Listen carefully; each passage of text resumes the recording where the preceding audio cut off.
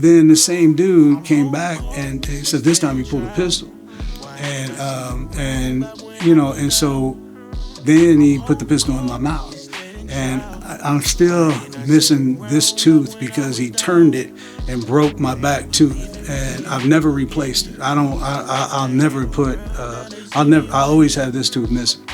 It's a reminder of that day. Why ain't I see you round back when I was down? What's up, world? It's your boy Big Court of the Holdin Court Podcast, and I'm here once again, and I appreciate you guys tuning in. So, of course, obviously, you see we doing something a little bit different. So if you can see the background, you can see the ambience. You see I'm not in LA, I'm not in Burbank, I'm not at my house in California. So we doing something a little bit different today. I decided to come all the way to my hometown, of course, Kansas City, Missouri, and do a little something different. I had to get this gentleman on the show. Now, we've been talking for some time. I met him years ago. And of course, y'all know, we had Tech N9ne on the show. But today, I have a very special guest, and I don't say that lightly.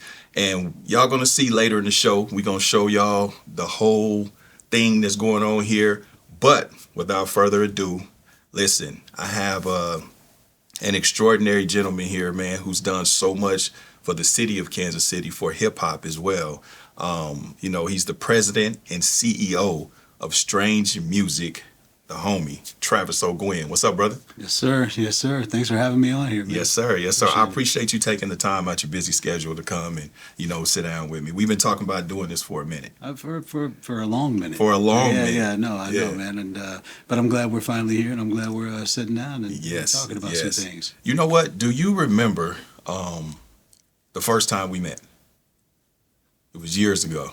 Do you remember? I'm trying to recall because I've ran into you a few different places, a few different times, but when was that? So the first time we met was before, this was about 2001. Oh, wow. Me, you, and Tech, we met. And I can't remember. I want to say it may have just been a discussion to see maybe, because I was rapping back then. I was court dog, so maybe we could figure something out. We met at Gates. You remember that? Oh, okay. Yeah. We met at Gates. Yep. And I still had the long braids and all of that. I think I had just put out the Kansas City Chief album. But I remember you saying after we talked, and remember I paid for the meal. And you was like, that's different. You was like, normally we pay for everything. Right. I appreciate that. I remember that. Yeah, and I do recall that too, which was because it is very different. Yeah, very different, and I appreciate that. Yeah. Thanks again. No, for sure. Yeah. So, man, I want to get right into it, man. And again, like I said, this is a very special episode for me, being able to come back to my hometown, and I am super proud of what you and Tech have been able to create right here in the city.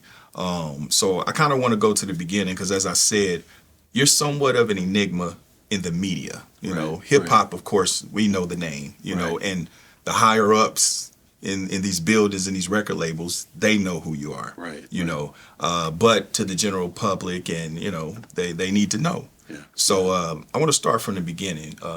Where were you born and raised? Kansas City, Missouri. Mm-hmm. Born and raised here. Went to Kansas City school system.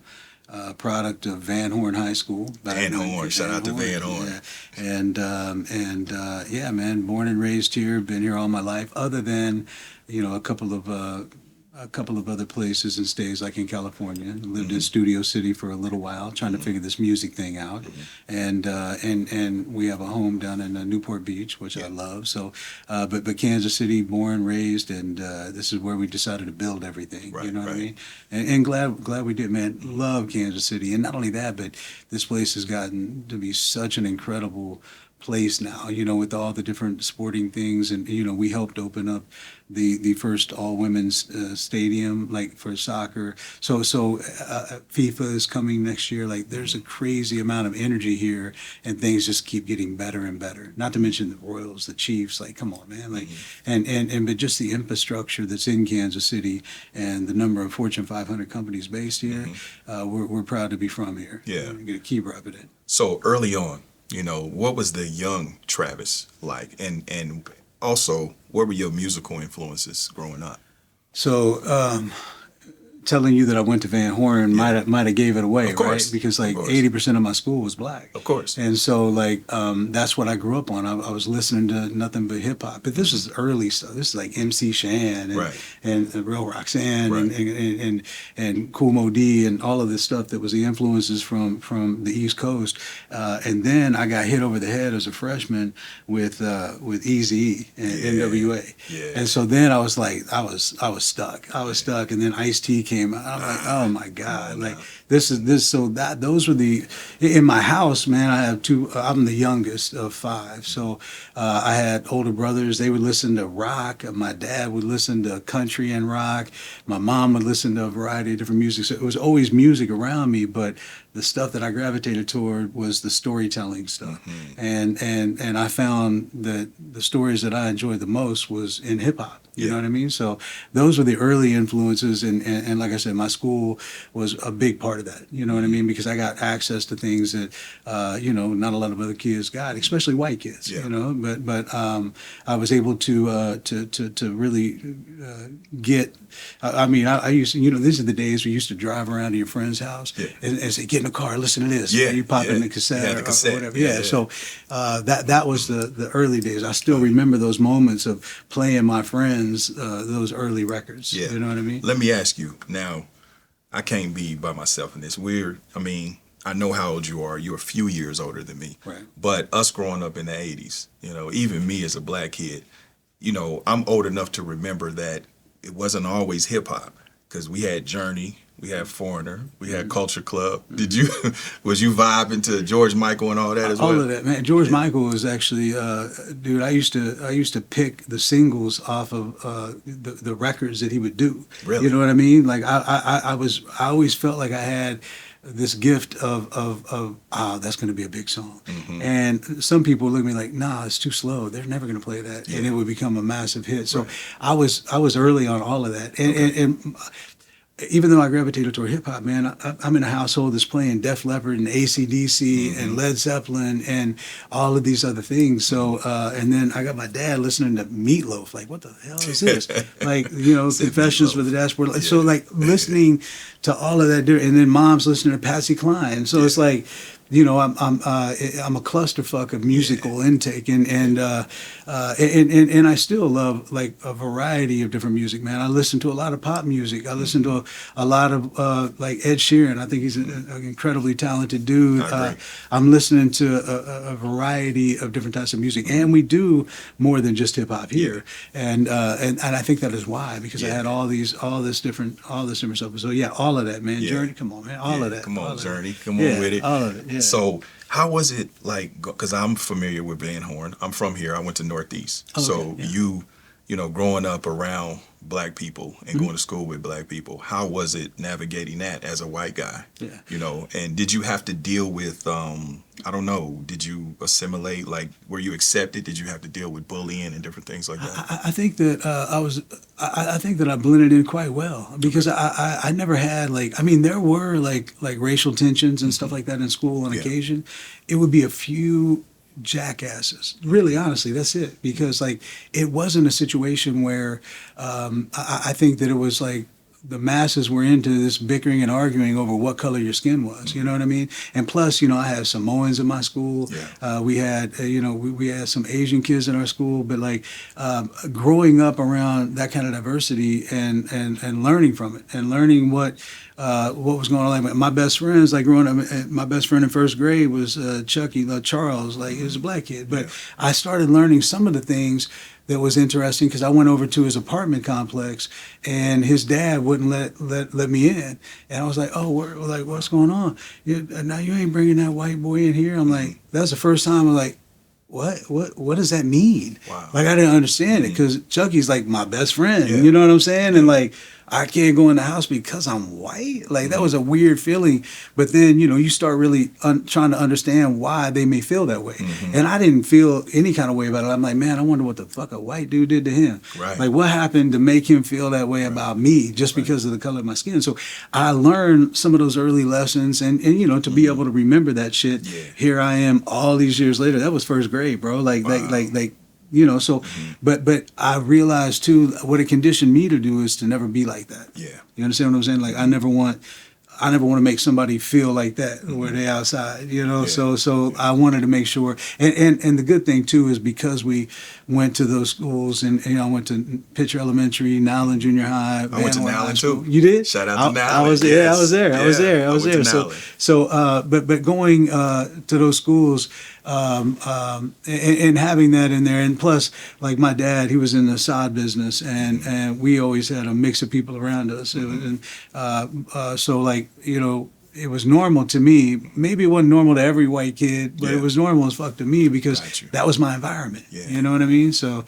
I really appreciate being around all the different people that I was around, man. From the Mexican dudes that worked with my dad, the black dudes that worked with my dad, the white dudes, the what they call them, the whiskey tango, the white trash versions. Like, you know, like I've learned, I got to be around a lot of really unique people. Okay, so race relations where you were taught to be gracious to everybody. My parents would have it no other way. Oh, wow. My mother and father were very accepting of everybody. Mm-hmm. Everybody got welcome in the house. Everybody got food and a drink and whatever they needed. You know what I mean? Like, it was very important to my father to be respectful and welcoming to everybody. And so that's the way it went. You know what I mean? Yeah. So O'guin, that's Irish? Irish. Okay, yeah. so you got that Irish blood, that hot blood. Yeah. I got that, and you know, I'm supposed to be a raging alcoholic, but right. I didn't want to say that. No, it's cool, man. I mean, you know,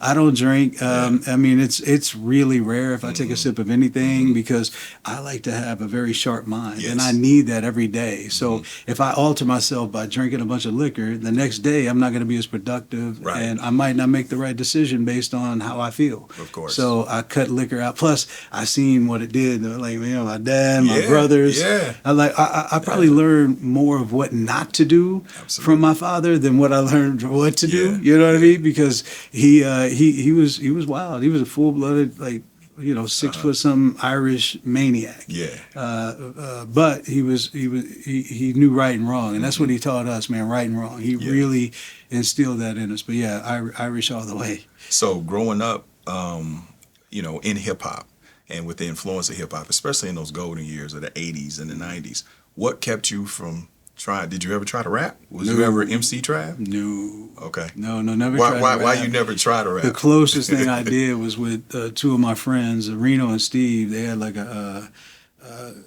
a lip sync contest at a little nightclub. I think it was in like Blue Springs on 7 Highway, and we did a Run DMC. So that's and back then, like, yeah, that was interesting. But at the end of the day, it was never my intent to be in front of the cameras. You know what I mean? And even with this, man, like, I don't do very many interviews. I know you don't. And so you know, I did like Wall Street Journal and Billboard and a few, but I'm very comfortable with my piece and being able to go out and eat and get my own hot dog at the ballpark. You want to maintain a level of anonymity. I like being behind the scenes, man. I'm not running a popularity contest, man. I do me and I like my life a lot, and I like my piece. That's why I appreciate you coming on here, because I know this is not what you do. Yeah. So you graduate from Van Horn. Did you go to college? I dabbled in it from a sports standpoint, but then I ended up, man, I always had a desire to be in business. My dad was an entrepreneur, and I always, well, let me tell the truth. I always wanted some money. Right. I wanted some money because I'm a car fanatic. So I wanted to find a way to be able to do some of the things, and I knew that I had to earn money and I had to make a lot of it because I had, like, you know, these desires to have all this cool shit. Yeah. And so I came back and went to work. You know, I worked for my father for a long time, but then in the side business, man, physically, like, that's not where I got a real strong back because of it, but I would be crippled by now if I kept doing what I was doing back then. So I really wanted to figure out how to make some money, and I found out that you know, first baby was on the way at 19 years old. Yeah, I know that feeling. So I had to get my shit together. Sense of urgency hit you, like, man. It hit me. It hit me, and it also saved my life because back then I was pretty wild. Yeah, I was doing a lot. That was my before we go to because I know you end up in essence going to the furniture business. Yeah. But before that, so with this sense of urgency and you having this new responsibility coming, what kept you from, if you even did, getting street poison and getting caught up in the streets, especially here in Kansas City, and especially in the 80s and the 90s, because it was very plentiful in the streets? I think that I'm an observer. Mm-hmm. I observe everything. I observe people's actions and I observe their result. And whenever I look at things that were happening around me, I could have went and got some fast money, no Mm-hmm. doubt about Right. it. And but knowing that it always ended badly was one of the things that prevented me from doing it. And then I also had a very life-changing event happen to me at age 13. And so, and I've never even told that story, but at 13 is when I decided to give up the idea of fear completely. And it's because of a traumatic experience, right? And I'll go ahead and share some of it with you. So when I was younger, my father got into a really, really bad car accident the exact same night that the Hyatt Regency collapsed and killed I 100 remember people. that. Yep. My dad was a passenger, drunk off his ass, with another drunk ass dude driving, doing 100 and something miles an hour into a bunch of parked cars. And he ended up in the hospital for a long time, broken everything, ankles, spleen, neck, he was fucked up. And then his hard-headed Irish ass, obviously didn't take the time to heal. He was a man's man, so he fucked himself up. And then then he got hooked on all the pain pills, Percodan, Percocet, and then when that shit don't work, you go to Dilaudid, and when that shit don't work, you start shooting the shit, like all this stuff, right? And when you do all of that, you have to do something to go back up. Yeah. And so, when he had some money, he was doing cocaine and things like that. And then so when that doesn't go right, but during this time, it was a turbulent time in my house, and I'm already in a volatile environment. There's 7 of us living in a fucking 900 square foot house, and there's my brothers are assholes. They're beating people up and doing wrong shit, so. Well, I had this event happen, man. My mom used to, be crying in her bedroom because these dope dealer dudes would be bringing pills over to the house, be bringing this Dilaudid and shit. And then, and then he'll dilute and shoot that shit. He got to that point where he was in so much pain that that's the only thing that could take it away. You know what I mean? And so,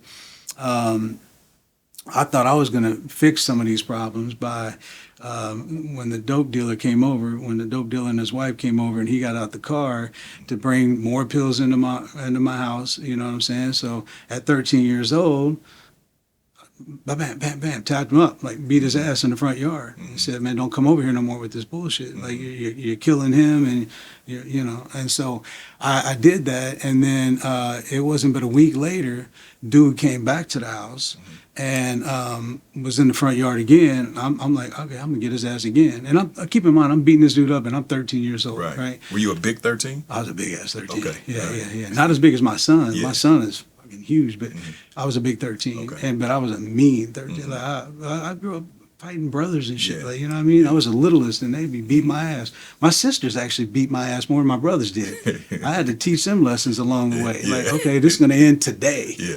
But then the same dude came back and said this time he pulled a pistol, and so then he put the pistol in my mouth, and I'm still missing this tooth because he turned it and broke my back tooth, and I've never replaced it. I'll never put. I always have this tooth missing. Right. It's a reminder of that day. It's a reminder of that experience, and then. The result of that was him, like, and all the shit that he said, and breaking my tooth, and having a gun in my mouth, like at my house. 13. At 13, like, what the fuck is really happening right now? Right. You know what I mean? So, I took that experience, and at first, it was utterly terrifying. Like I was in a headspace where I was in the fetal position, and that shit lasted for days, where I couldn't shake it. And then I realized on the 7th day after that. I made an agreement with myself that this ain't how it's going to be. Nope. So you didn't want to be victimized. I'm not going to be in fear of any other person on this planet from that day forward.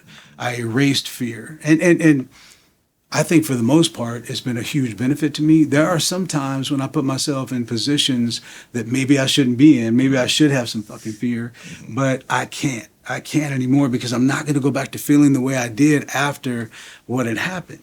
So I gave up fear 100%, and honestly, I think it was the best thing in my life. Like I'm not regretful. I know that guy that did it, not even a few months later, him and his wife were brutally murdered in their apartment. They were each stabbed over like 50 or 60 times. And did you do it? It's funny. Hell no. But me and this chick named Karma must be great friends, right? So you know what I'm saying? Like because I feel like you told me some other stories where Karma is on your side. I feel like Karma's on my side a lot, man. Like honestly, I really do. And so, but at the end of the day, man, like, and them perishing also helped me, get past the idea of fear. You know what I mean? And so, but yeah, that's when things changed for me. That's when there was nothing that could stop me, no matter what. No matter what. And that's at age 13, bro. Right. Like, my son is 12 right now, and I think about him. Like, our goal in life is to make sure that we raise our children better than what we were raised. Right. At least that should be the way it is. Of course. And all I do every morning, man, I got a couple of rules that I live by. I wake up. One thing I want to accomplish today. What can I do to impress my children? That's number one for me. Number one is what can I do to have them think they got a cool dad, that they got somebody they can look up to. Number two is I love to do the same and impress my wife. You know what I mean? And number three is what can I learn today? Yeah, it's about make sure I learn something new today, and that's every day. That's all I do every day. Yeah. There's no other goals. Those three. I want to ask you something. So, and it's a little bit off the subject of where I was going to go, but you saying that,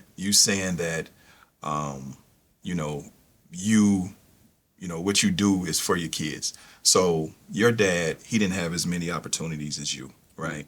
You were able to do much, much better than him and give your kids, what you feel like you didn't have. Right. But because of your dad and your parents, and maybe because of your dad's choices, it made you stronger. Now, how do you balance that? Because as they say, the strong will bear the weak. So now you have all this to give your kids. How do you balance not making them weak? The interesting thing is that's been the biggest, you have the biggest challenge on your mind is, am I doing this right? Right. Am I doing this right? That's a fact. I've been blessed. My oldest daughter is doing incredibly well. She went to school for psychology and did well. And by the way, that's Mackenzie. No, that one's Monica. Monica was my first daughter. She's 34 currently. Okay. Mackenzie is this brilliant human being that is smarter than, she might be the most intelligent person that I've ever interacted with. She scares the shit out of me. I feel like she's an alien. Dude, like she's remarkably intelligent, and my oldest daughter is too, but Mackenzie's something different, and so and she's done really well for herself, and I think another thing too, like you could have kids that are spoiled brats because you give them everything they need, or you can give them an abundance of things to where they no longer value the material items because they pretty much had them all their lives. It doesn't mean as much to them. They're not out there striving for, like, with my daughters, I've been a car guy all my life, so I'm putting them in Lamborghinis with me and Ferraris and all this other shit. And in the back of my mind, like, there's no guy on earth that's going to be able to impress you with a damn car. Right. Because you've been in you've been in Bugattis, you've been in McLaren Sennas and shit like that. So you're not going to be wowed by some dude with a nice car. Yeah. And so, like, little things that I found out along the way that have actually been very effective. And you know what, man? Like, they're both great. I mean, they're out on their own. They're doing wonderful things. They're not like the entitled type. If you met Mackenzie or Monica, you would not know they had a dime. They don't give a shit about designer stuff. I done bought them all the cool designer shit, and they never wear it. Right. I'm like, what is this? My oldest is kind of on some like hippie vibes. I'm like, what the fuck is this? She, oh, don't you love this? I got this at TJ Maxx. I'm like, Oh, that's funny. Cool. But like, what My about kids them, are the same way. Yeah, what about them Louis and shit that I got you? Like, no, Dad, they scare me. I don't want to wear that. Fuck, okay. Ain't that weird how that is? It is, but it's also like great though, because and I'll tell you this, my kids have an appreciation for life that I didn't get to have, and I love that for them. You know, in my 12-year-old, you wouldn't know he had shit. You know, you don't know that he lives in a big ass house and all this, and he doesn't brag on it or tell anybody. And then we done fucked around and had his football team come to the house for a summertime party, and they was all like, "What? You have a basketball court inside your house? Like you got an arcade, Travi? What do you mean? Why didn't you tell anybody this?" And you're like, Yeah, it's regular to him. Yeah, he doesn't. Yeah, and he might be the sweetest human being I've ever met. He's 12 years old, 5'11", 196, and a size 12 shoe. Wow. They say he's going to be between 6'5" and 6'9". Wow. That's a big ass boy. That is. He's You play playing sports? Football. He's in his 4th year of taekwondo, basketball. He was a swimmer. Loves all things sports, but he loves football. And he's a defensive tackle. And we have a great next door neighbor who's also a defensive tackle. Chris Jones, who plays for the Chiefs. Yeah. That's my next door neighbor. Yeah. So he's so fucking excited. I see the flex. I see No. I mean, no, he really, and me and Chris are great friends, man. I just actually helped him build a garage, like finish out this dope ass garage looking similar to mine and all kinds of stuff. But like, but the fact is, like, he's over there, like, he loves it. Trav, it's all in the hands, man. It's all in the hands. Like, he's, and then giving us guidance on, where to go with him. But no, man, my kids are, I know I segue a lot, but at the end of the day, dude, like, I do concern myself, but so far so good. You know what I mean? Yeah. I want to ask you about, so with that fear, so you saying that, okay, I'm not gonna fear any individual. So I'm assuming that transcended over to just, I'm not gonna fear anything. No fear of failure, just fear none of that. I can't fear anything. So I always thought that you came from, I'm not gonna say money, but the business, the furniture business. But no, exactly. So what made you, come from, Van Horn graduating, flirting with college, and then getting into this, especially coming from side with the dad? I needed a job.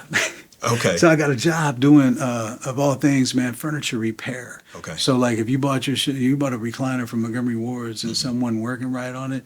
So I went to work for this guy that did all of that. He was all the way up in Smithville. I was living out here at the time, in I think Lee Summit. No, I was in Blue Springs, and I would drive to Smithville every day to go to work with this guy. His name was Guy O'Taylor, and I got the job because a friend of mine had also went to work for him.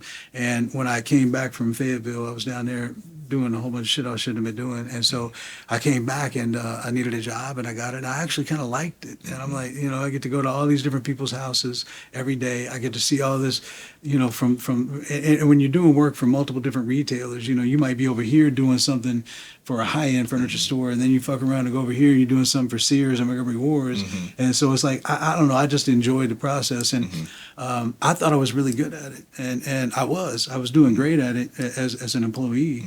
And there was a morning when we were so busy and we just hired like new people. So there's like 6 of us that were going out doing these routes. And the owner of the shop, Gaio, had me stay back.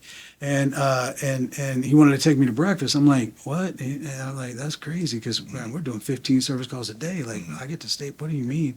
So I got in the car. We went up to breakfast. He ordered it, sat down at the table. And that's when he said, before we opened up our food, he's like, I brought you up here today, Travis, because I got to let you know that I gotta let you go.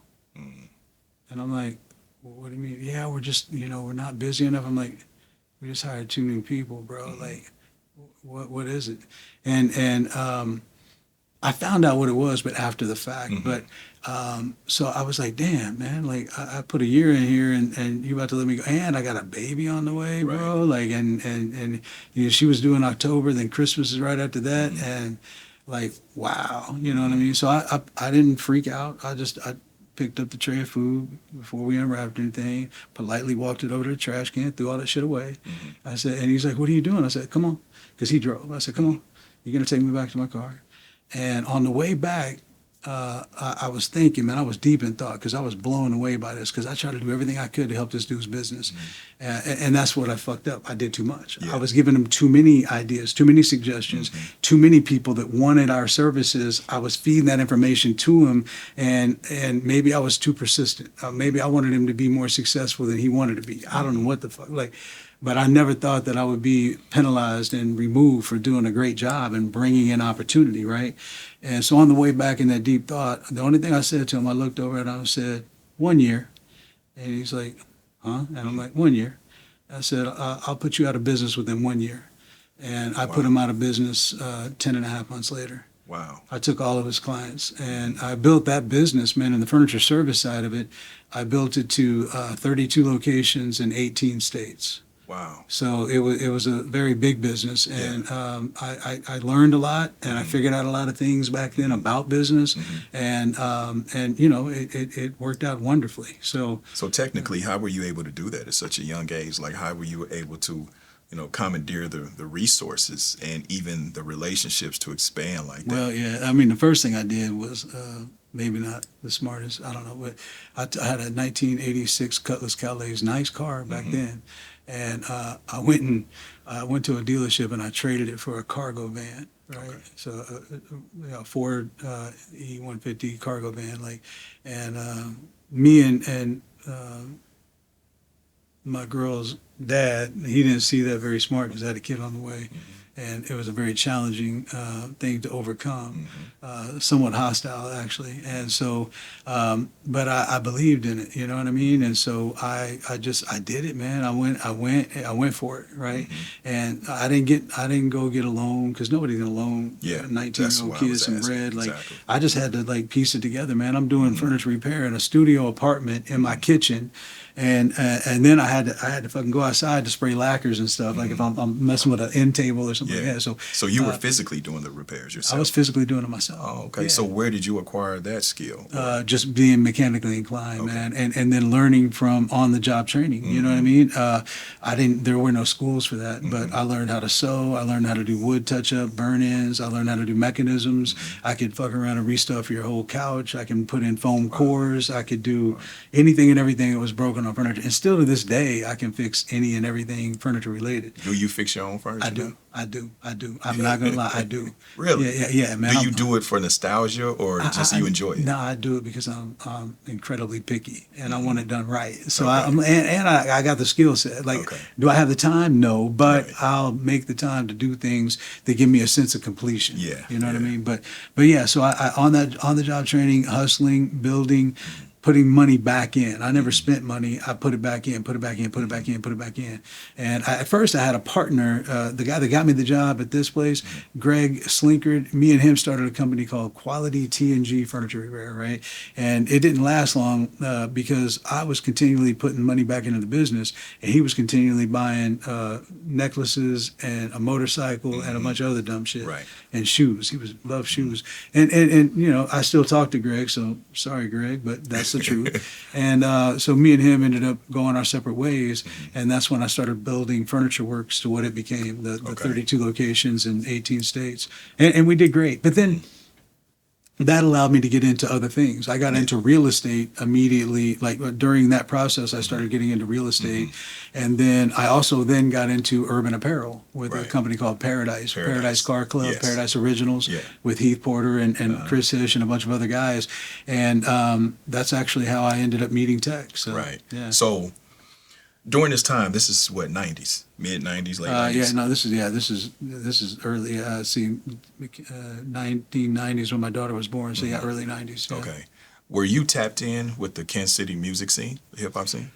I was a huge fan of hip hop, and I would listen to a lot of the local music. So I go down there, man. There used to be a place down there off of, I think it was right off of 18th and Prospect, something like that. There was a little shop that had, you fuck around across the street, you get the little mini burgers, and then it was, I forget the name of the cassette shop that was right there, but I would go down there all the time and just buy everything that was new. Because I was just, and the same thing would happen with like masterpiece. Yeah. Shit. Like I bought everything that had a fucking tank on it. Right. Like, you know what I'm saying? Out here at Fiend and all that. Like, I'm listening to everything, just soaking it all up. But the stuff that I heard locally, you know, the Velvet Bacardi stuff, I heard of Tech, you know, and listening to that, and a few other artists, but nothing really.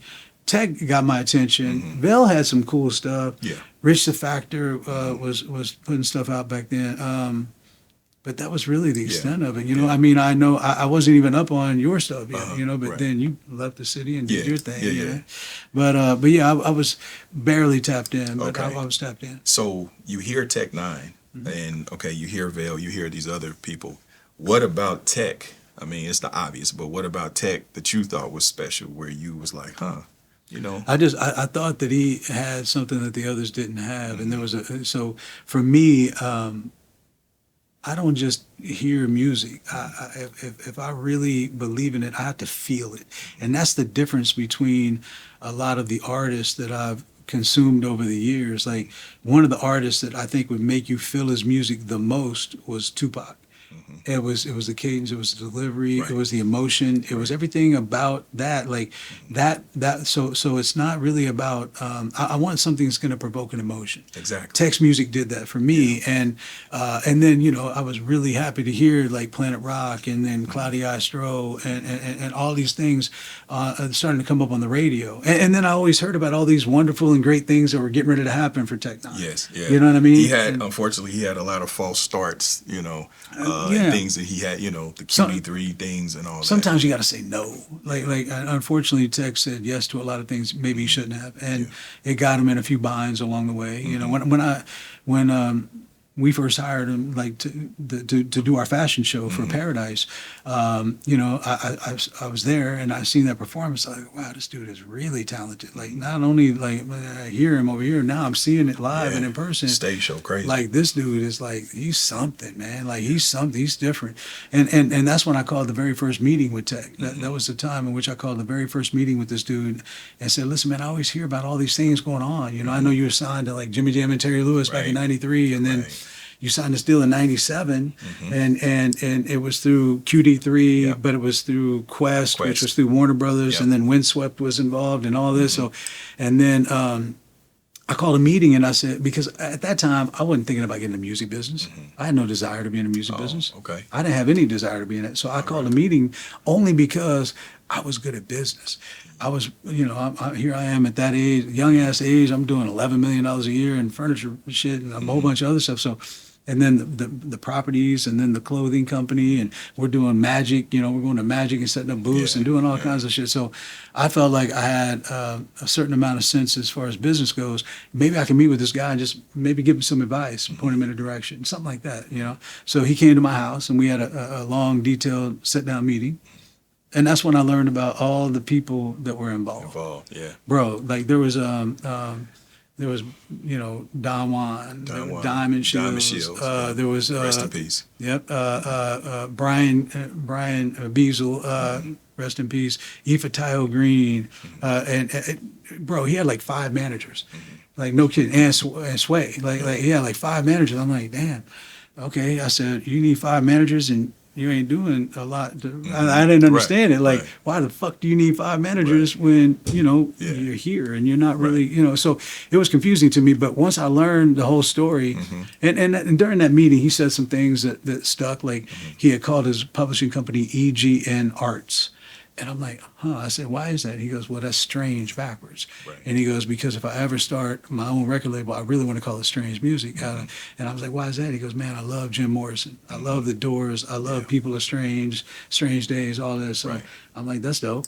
And but at the end of the meeting, man, it was more like, damn, man, good luck. Yeah. He didn't need advice. Yeah. He needed some money, and he needed to undo some shit, and he needed somebody to help guide him in a direction that wasn't absolute gridlock, and that's where it was. It was gridlock because you know Diamond and him was arguing with QD3, and then arguing with the people at Quest, and everything was just in complete fucking gridlock. Meanwhile, Tech is over here trying to live off $500 a month per diem. Yeah. And so I'm like, this sucks, Yeah. Let me ask you this real quick, because Diamond, rest in peace, Diamond was a good friend of mine. Yeah. And Diamond was a street guy. Yeah. So you're coming from doing legitimate business, right? Mm-hmm. In the furniture business, you're not having to navigate a street perspective. Right. How did you adjust, and how was that coming into this, Tech coming with somewhat baggage, and you having to undo? But these are also friends attached to him, so there's a brotherhood amongst them. Right. How was it navigating all of that, and then dealing with Diamond, who was a force to be reckoned with if it went there? How did you? Because did it make you feel like, damn, I don't want to make Tech have to choose? No. As a matter of fact, man, I went in it very optimistic and hoping to work with all of them. Okay.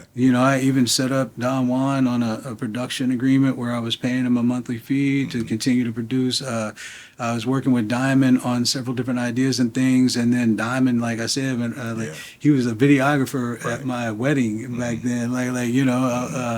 Funny as fuck, but my intent was to work with all of them. But along the way, I started seeing a lot of these people's true colors, and the intent was more selfish or self-centered to their own idea than it was Tech's, and then I didn't care for that. You know what I mean? And so.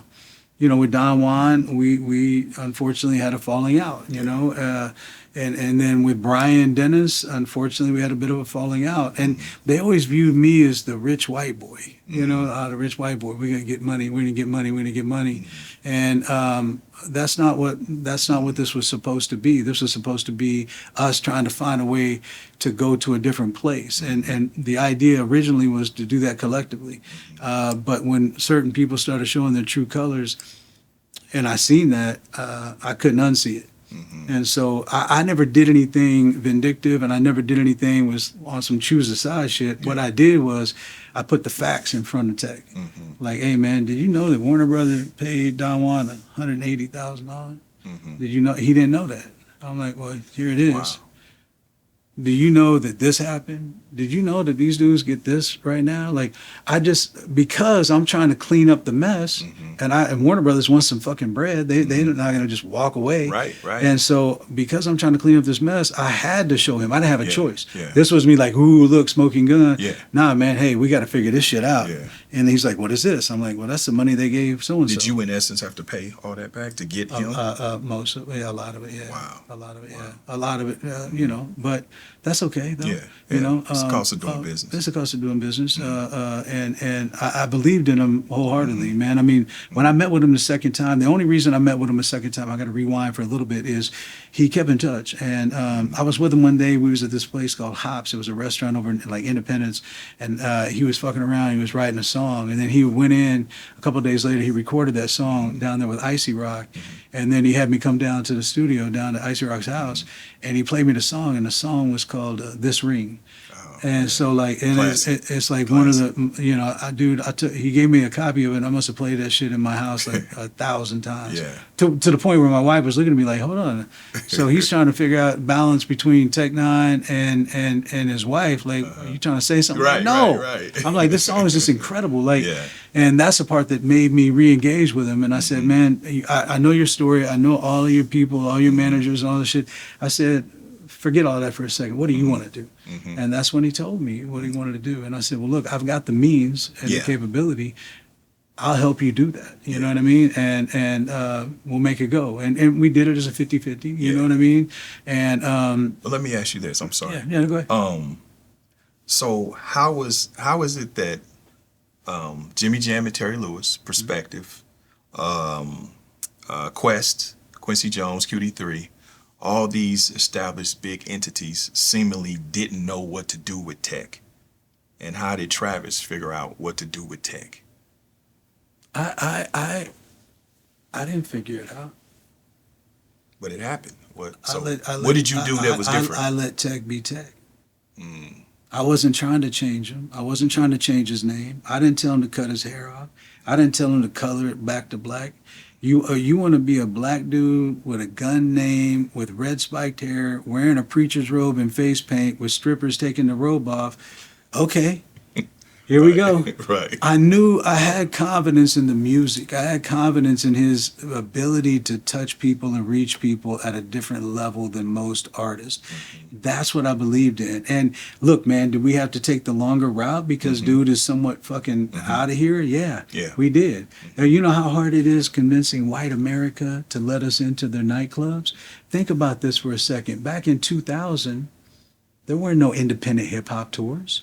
That's a fact. They don't. The only thing you come through town maybe be like Run DMC with Beastie Boys or some shit, right? Or whatever. But like, you know, you have Houdini would come with, you know, it wasn't no independent rapping tour. So whenever I try to navigate that, our very first paid show was at a place called Simply Sicilian, which was an Italian restaurant during the week in Blue Springs, and then a nightclub on the weekends. Wow. And we got $500. Boy, I was excited as fuck to actually get paid for They gave you an indication of where it could go, though. It made me, I was like, hold on, this is all right. You know, we fucking got paid to have a party, you know what I mean, and perform. And so it was like, but I don't really see it.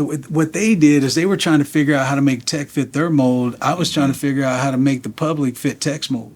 I wanted people to see what this dude was from top to bottom, like because I got it, I dug it, I loved it, and I thought others would too, and I was right.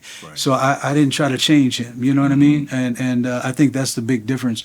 Is they were trying to get him to do songs with Tevin Campbell and shit, and I wanted him to do him.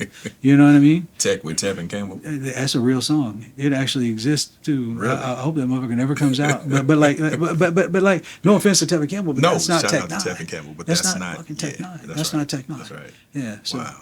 Wow. So when you heard this ring, that's when you knew, okay, we got something. I need to lean into this. It let me know that I had to help. Okay. That's really what it let me know. It's like I can't watch the. I heard all the stories, all the big deals, all the shit that's supposed to happen, and it never happened, never came to fruition. It made me realize, like, man, if I don't step in and help this dude, the world might not ever hear him. Right. That's what I had in my head. Like, it wasn't no. Even like the glamour of being in the music business and all that, I didn't give a fuck about that. I was making plenty of money. I didn't need any of these issues or any. I didn't need to find out a whole new business. Got you. But I couldn't leave it alone. So what was the first step that you, once you got with Tech, you make it legitimate, you know, and you guys, what was the first move? Because this is a new business for you. Education. So who were your influences? Were you looking at Jay Prince as the Master P's of the world and studying? I made a few mistakes along the way. Like, I took the time to read all of Donald Passman's books, and then I realized this fucking shit doesn't even halfway.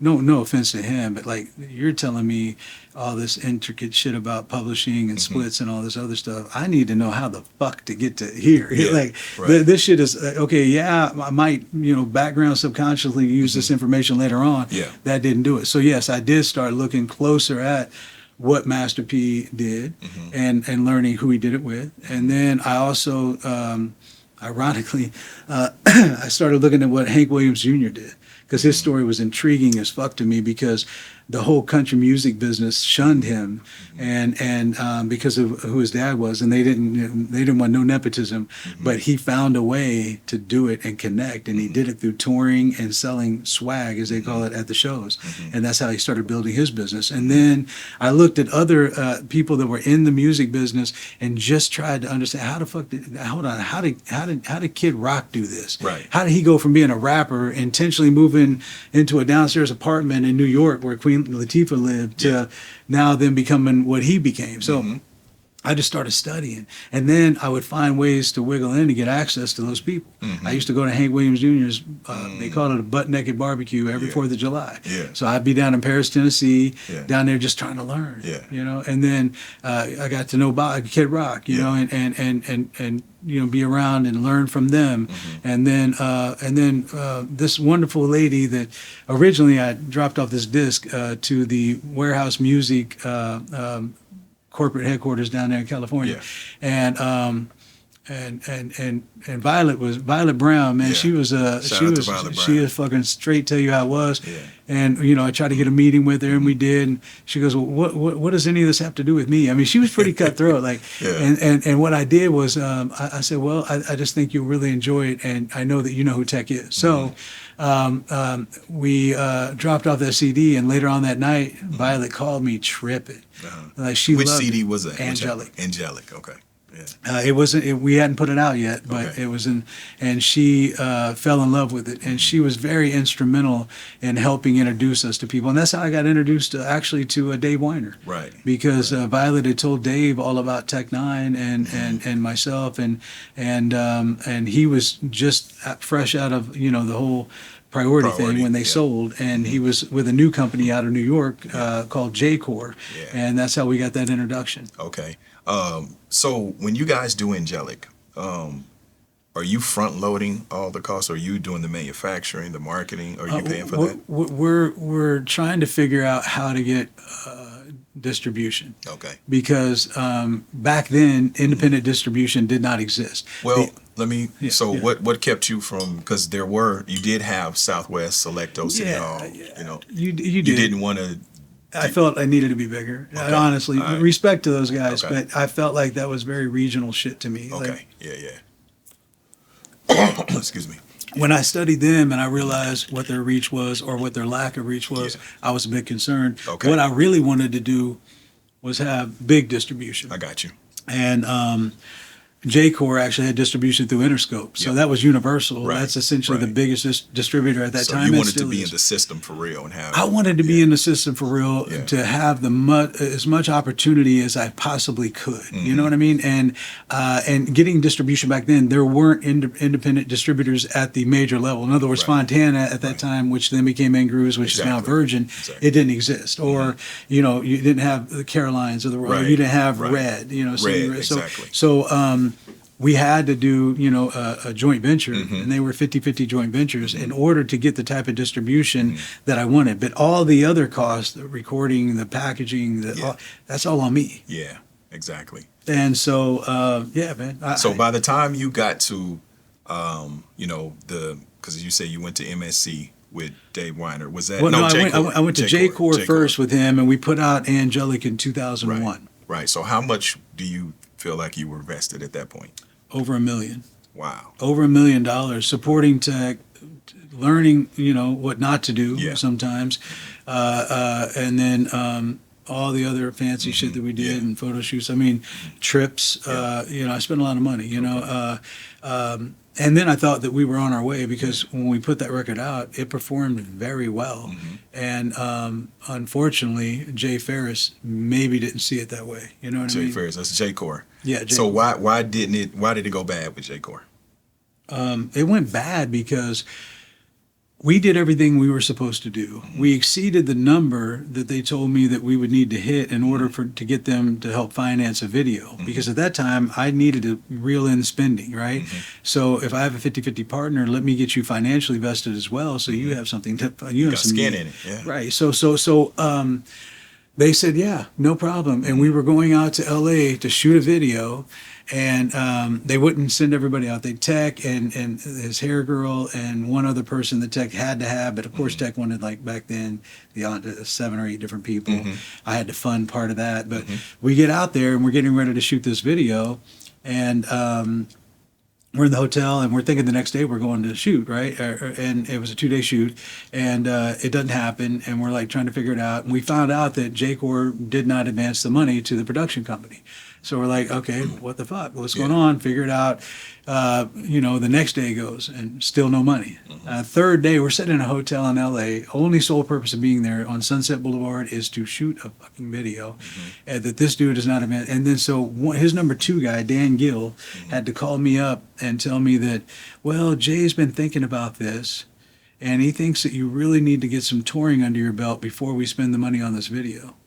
Keep in mind, treatment's written, production companies waiting on He could have deposit, said that flights way are booked. before. Yeah.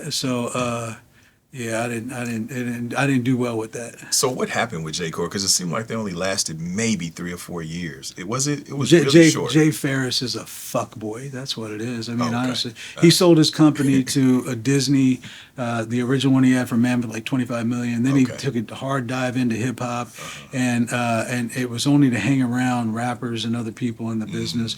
It wasn't anything more than that. And he's a complete piece of shit. To this day, he's a complete piece of shit. Yeah. There it is, So then. fuck him. But I'm going to be sure and tag him in this. yeah, that's cool. Yeah, please do. yeah. Yeah, please do. Tell him to come see me. He's a fucking hoe. But he took a lot of people's money, not just mine. Like I was warning people. Like, so when that happened, they rented us a Lincoln Navigator in L.A. from the airport. I didn't take that motherfucker back. What I did is I got really pissed off, and I went ahead and jumped in with a couple of guys that was with us out there, and I drove that bitch all the way back here to Kansas City. And then I grabbed 3 other very sizable friends, and then drove my ass all the way to New York. And on my drive, my attorney was drawing up the exit paperwork, and I got there, and they warned me, don't come up here acting crazy, don't. And I guess a street team dude there in New York came in the office and beat up a bunch of the computers with baseball bats and shit, like on some Ice Cube type shit, just because he didn't get paid. Right. And then, so they had armed security and all this other shit. So I didn't give a fuck. Like I went up there to get this deal signed off on and try to get my money, and because when you done that wrong, man, like there ain't nothing that can stop me. That's right. So we took the armed security and made them a very nice setting room, and put them in a room up there, and then they wanted to talk to me. I'm like, there's nothing to talk about. You're gonna sign this shit, and he ultimately signed it. It got hostile for a second, but not. I didn't harm nobody. I wanted to so bad, but I didn't. And we got away from a piece of shit that didn't pay people. All these years later, people like Geo, Dave Weiner, Brian Shaft, and they all got fucked. They all got robbed by dudes. So, and I tried to tell them after I got away, I'm like, Brian. And Brian hated me for this. I'm like, man, you killing a messenger. I'm like, dude is a snake. Don't fuck around and keep going down this path. And he's like, no, man, it's good. It's going to turn. And he got Brian for 6 figures. I mean, it was bad. Sorry, Brian. I didn't put your business out there.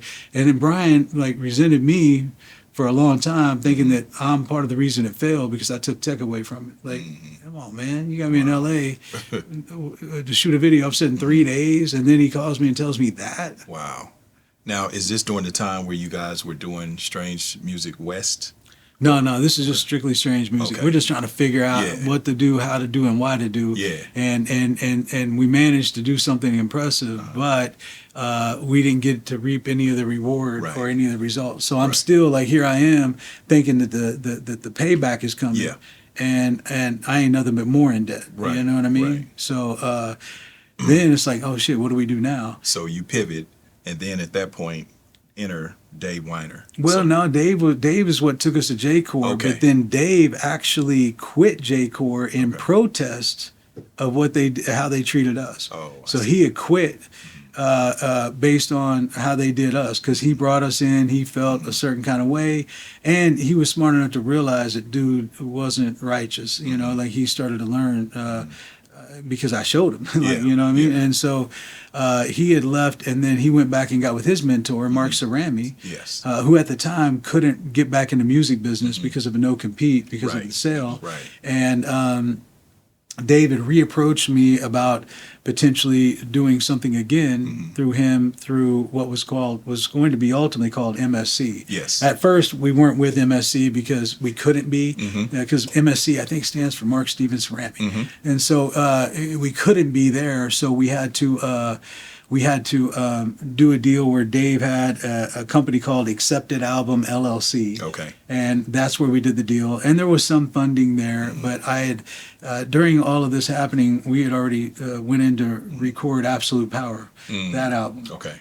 Recorded that entire fucking album in 33 days, like top to bottom, everything. So Dave is a friend of the show. Dave Weiner's a friend. Yeah. He's the homie from Priority. Shout out to Dave. So he also came on the show, and I asked him about his time with Strange. Okay. So was this about the time that Dave I know he brought you over to MSC, and you said he secured funding. I think he said it was $1 million or something. Yeah, he had gotten $1 million for everything that was related to Tech N9ne at the time, Okay. right? And which was helpful. And at the beginning, that relationship was good because, like, I'm here. I am now. I'm probably getting closer to the $2 million mark of money. At one point, I was $2.2 million of my own money into this before it turned around, and so this is around that time frame. And so it was nice to have some funding from somebody else because I didn't want to spend I didn't want to do it all again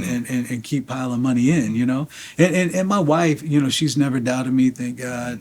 But have you ever seen that look where they're like, Yeah, you know what I mean? Like, you did it perfectly. yeah, I got a few of those, but Yeah. she never said anything. But Yeah. she's just like, she did say, "You sure?" Mhm. I'm like, "I'm sure, baby. I got that. We got this." You know. Yeah. I said, "I ain't never failed at nothing. This ain't gonna be the first. So Right. we're gonna go." And so yeah, Dave came in with that accepted album, and then once we put out Absolute Power, and then Mark was free to actually do MSC, we continued the relationship and put out other artists through that arrangement. So Scatterman and Snug Brim, Right. Cut Calhoun, Project Deadman, a couple more like Vintage Tech Project. We did some other stuff with him, and in the beginning, you know, Mark, Mr. Priority Records, him and Brian Turner, you know, he had a track record and he was capable, but I got a version of Mark Cerami that wasn't the same, you know, the same Priority version. Right. Because dude fucked around and had a stroke and had to learn how to walk, talk, eat, and shit again. Yeah. And he was damaged, you know, no doubt about it. Like the recall and shit, like, I was in some embarrassing ass meetings with him in New York where he actually fucking called Tech Master P.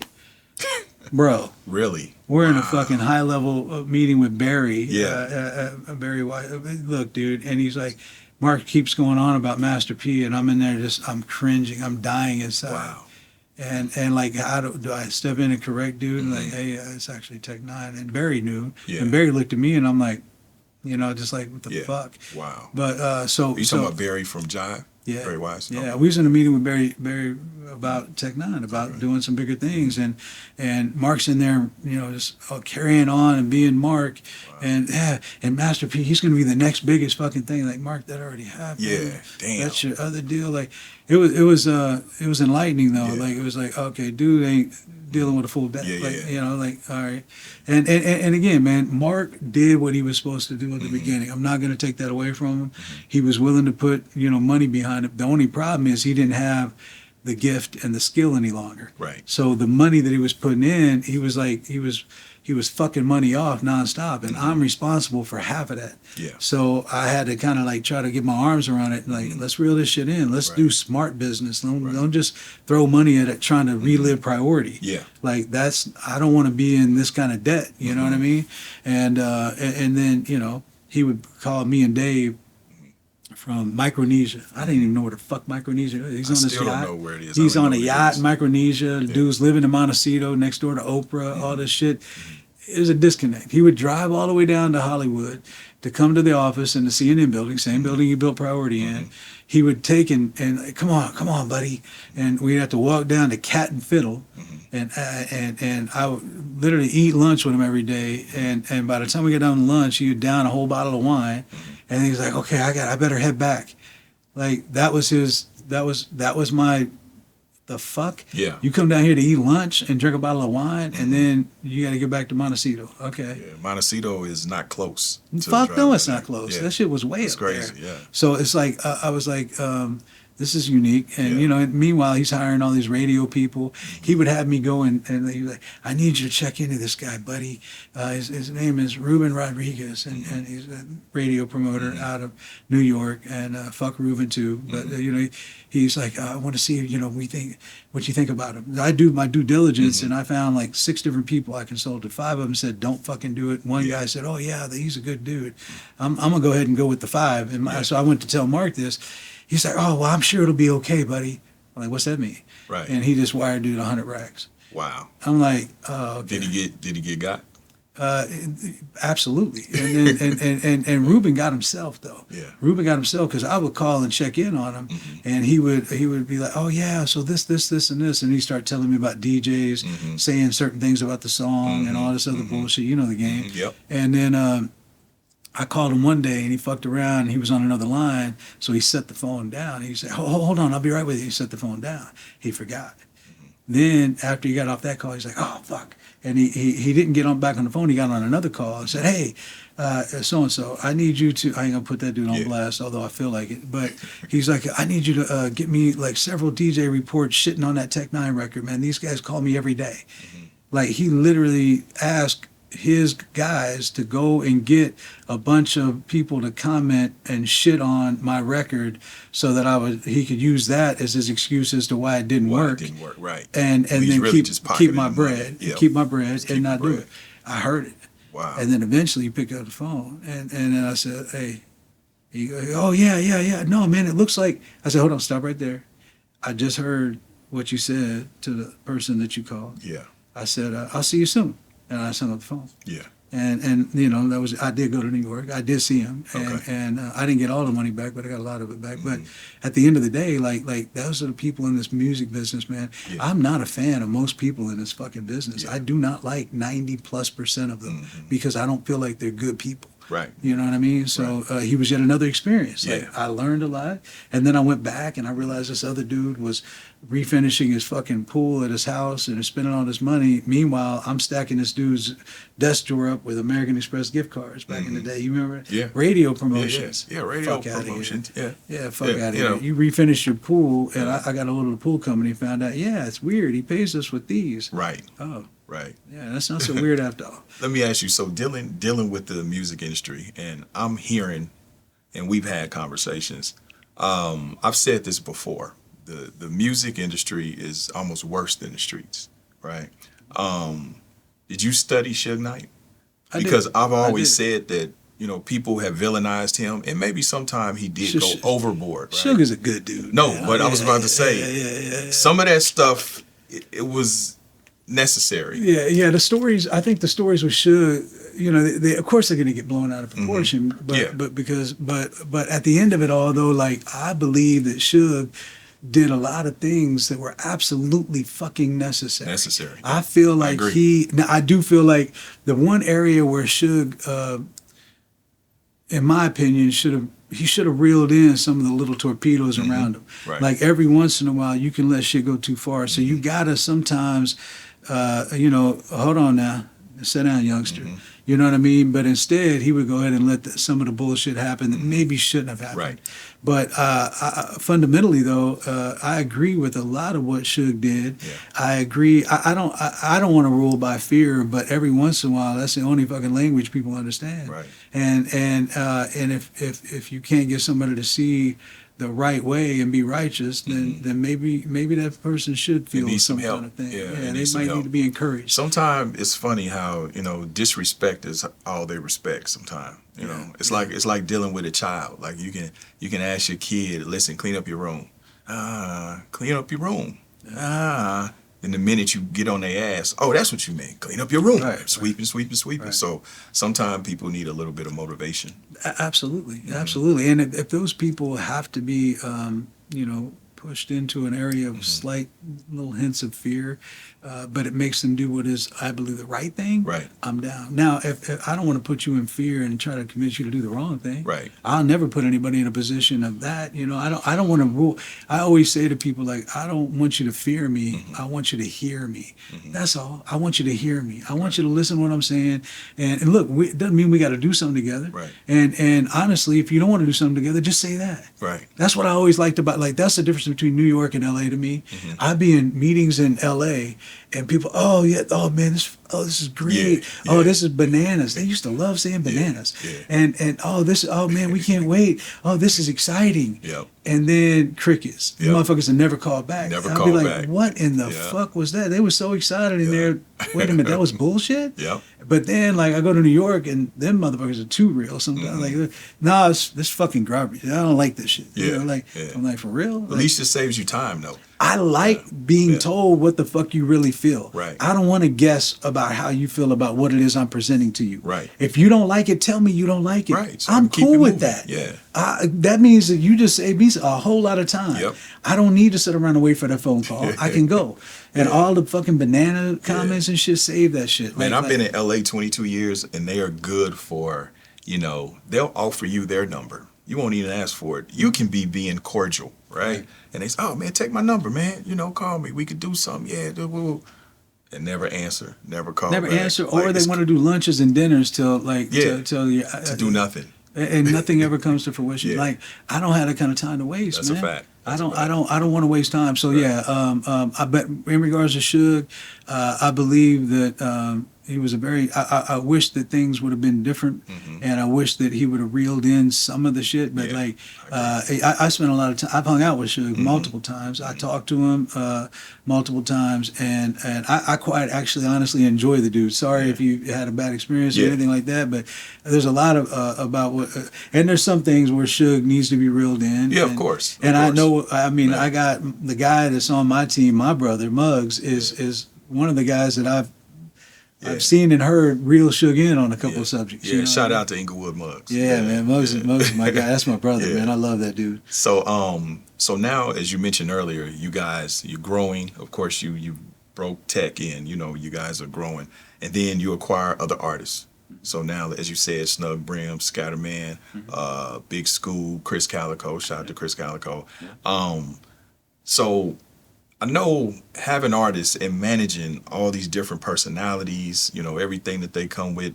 What was that like? Because at first it was just Tech, but now you have all these other people looking to you, and of course, artists always have great expectations. Oh yeah. What was that transition like, dealing with them? It was interesting, man. It was interesting because one of the things that I learned from all of these guys is it actually is like a kind of a life shift for me, because oftentimes I would go in with the plan and I would convey to everybody exactly what the intentions are, whether it be with that artist, whether it be with us as a label, whatever it is we're trying to accomplish. I was an open book, and I was trying to say, hey, this is how we're going to build it. This is what we're going to do. This is how we're going to do it. And I was so open and so sharing with all the information. What I didn't realize would happen was that these artists and other people that even work for us and work even on the street teams and shit, they assigned a time frame for when these things were supposed to happen. I never told you when the fuck we was going to accomplish this thing. I just said we're going to. I never told you this was supposed to happen by this date. But in their heads, some reason, these motherfuckers put a time frame on stuff. And then when it didn't happen based on their time frame, all of a sudden, I don't know what I'm talking about. Or I'm a failure. I'm a failure. He said this and that ain't happened. Everything. So what I did is I realized, oh fuck, I can't share all of this with you guys. I can't really share and tell you where we're going anymore. I just gotta. You either get in the car and take the ride, or not. Because I'm not gonna tell you where we're going from now on. Because you motherfucker said that I don't know what I'm doing and I failed because I didn't happen to make it based on your timeline, not mine. I never told a timeline on any of this shit. And by the way, everything that I ever said to them, I did it. I did it times 10. So like all the stuff that I was pitching to them that they deemed me a failure for not happening on their time frame, I've done those things times 10. So it's interesting to realize that other people will try to judge you and your success or lack of based on their time frames. Like, who does that shit? Yeah. That's weird. You said something interesting. We were talking off camera, and I asked you about your artists that leave. And what you corrected me on is you said nobody ever left. They fulfilled their agreement and then just chose to move on. Nobody has ever. I've seen the interviews, and I've never really. I don't get on the internet and correct things or people. I know the truth. You understand what I'm saying? But nobody. I've seen an artist at one point say, "Yeah, so I went into Trav's office and I told him this, and this, and we was leaving." No, you didn't. Never fucking happened. You didn't do that. That's not real. You're sorry. Yeah, I know you want to look tough and you want to be a gangster or whatever. The fuck, that didn't happen. Period.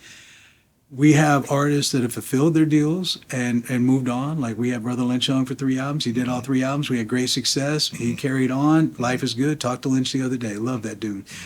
He's still fucking crazy as fuck, but I love him. Yeah. Ritz, he fulfilled his agreement and carried on. There's a couple of artists where like Scatterman and Snug Brim, they didn't come in here and tell me they was leaving. That never happened. That's not real. What I did at one point when I got, I love these guys, but like if let's say that you make a decision in your life to consume an incredible amount of weed. Well, sometimes during certain meetings, you might not retain all the things that we talk about, right? Or hardly any of them in some cases.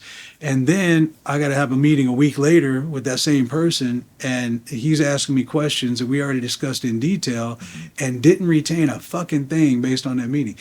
I realize at certain times that, man, my time is so incredibly valuable, and there's no such thing as a stupid question with me until you ask me twice or a fucking third time. Then it's a really stupid question. Like, we already talked about this. What are we doing here? It's a waste of time. So on those situations, I've let artists go because I didn't feel like I could, I didn't want to waste time. And by the way, if you know how to do it better than me, then you don't need me. By all means, do it. You don't need me. Like, oh, you know that you can do this, and this. Okay, then if you know everything, then you don't need me. I have a question with that, and I don't want to, overstep, but I'm curious. So, the Scatterman, the Snug Brims, the Big Schools, a lot of these rappers came by way of Tech, and they're already friends or associates, right? But Tech is in business with you, right? So, and this could be a Tech question, but I want to ask your perspective. How do you and Tech, consolidate the fact that, okay, these are your friends, but Tech, you as my partner, this may not make sense? We have those conversations, and then one by one. I mean, I'll use Cut Calhoun as an example. We had Cut Calhoun for multiple records. I couldn't figure out how to get Cut to connect with the masses. I just couldn't, and I'm still disappointed that I couldn't. I just couldn't figure out how to get him to connect with the masses. I didn't know what the fuck we were doing wrong, but I knew that it wasn't working. And we had multiple albums left on him, but I didn't want to do anymore because I'm dumping money and I'm not getting any return, I'm minimal return. So I went to Tech and I said, man, this doesn't make sense. We can't keep spending money in areas that we can't recoup it. This is a terrible investment. I don't want to do it anymore. You know what I mean? From a business standpoint. Yes, of course. Still, nothing personal, just business. Yeah. And then he would go to bat as a friend. Yeah. No, man, you know what? We just, whoop, this. And I reluctantly did another album. That album was titled Black Gold. And it fucking failed miserably. And again, I failed miserably. I didn't know how to make it work. Right. I'll take the You took responsibility. Yeah. I'm still perplexed as to why I couldn't get him to connect to people. But it is what it is. And then I said, okay, I'm done. And he's like, man, stop, Tech. We can't talk about this no more. Yeah. I love you, but no, I'm not doing it. So I take and I make concessions based on what his thoughts and feeling is about the art and the talent. Yeah. And sometimes I rely a lot on gut and instinct. Yes. And it's weird because my fucking gut, my instinct is always 100. Right. Like it's never let me down. Right. And then when my brain listens to outside influences and overrides my gut, I end up regretting it 100% of the time. Right. So I stopped doing that shit, by the way. There ain't no more motherfucking compromise when it comes to where instinctually what I feel.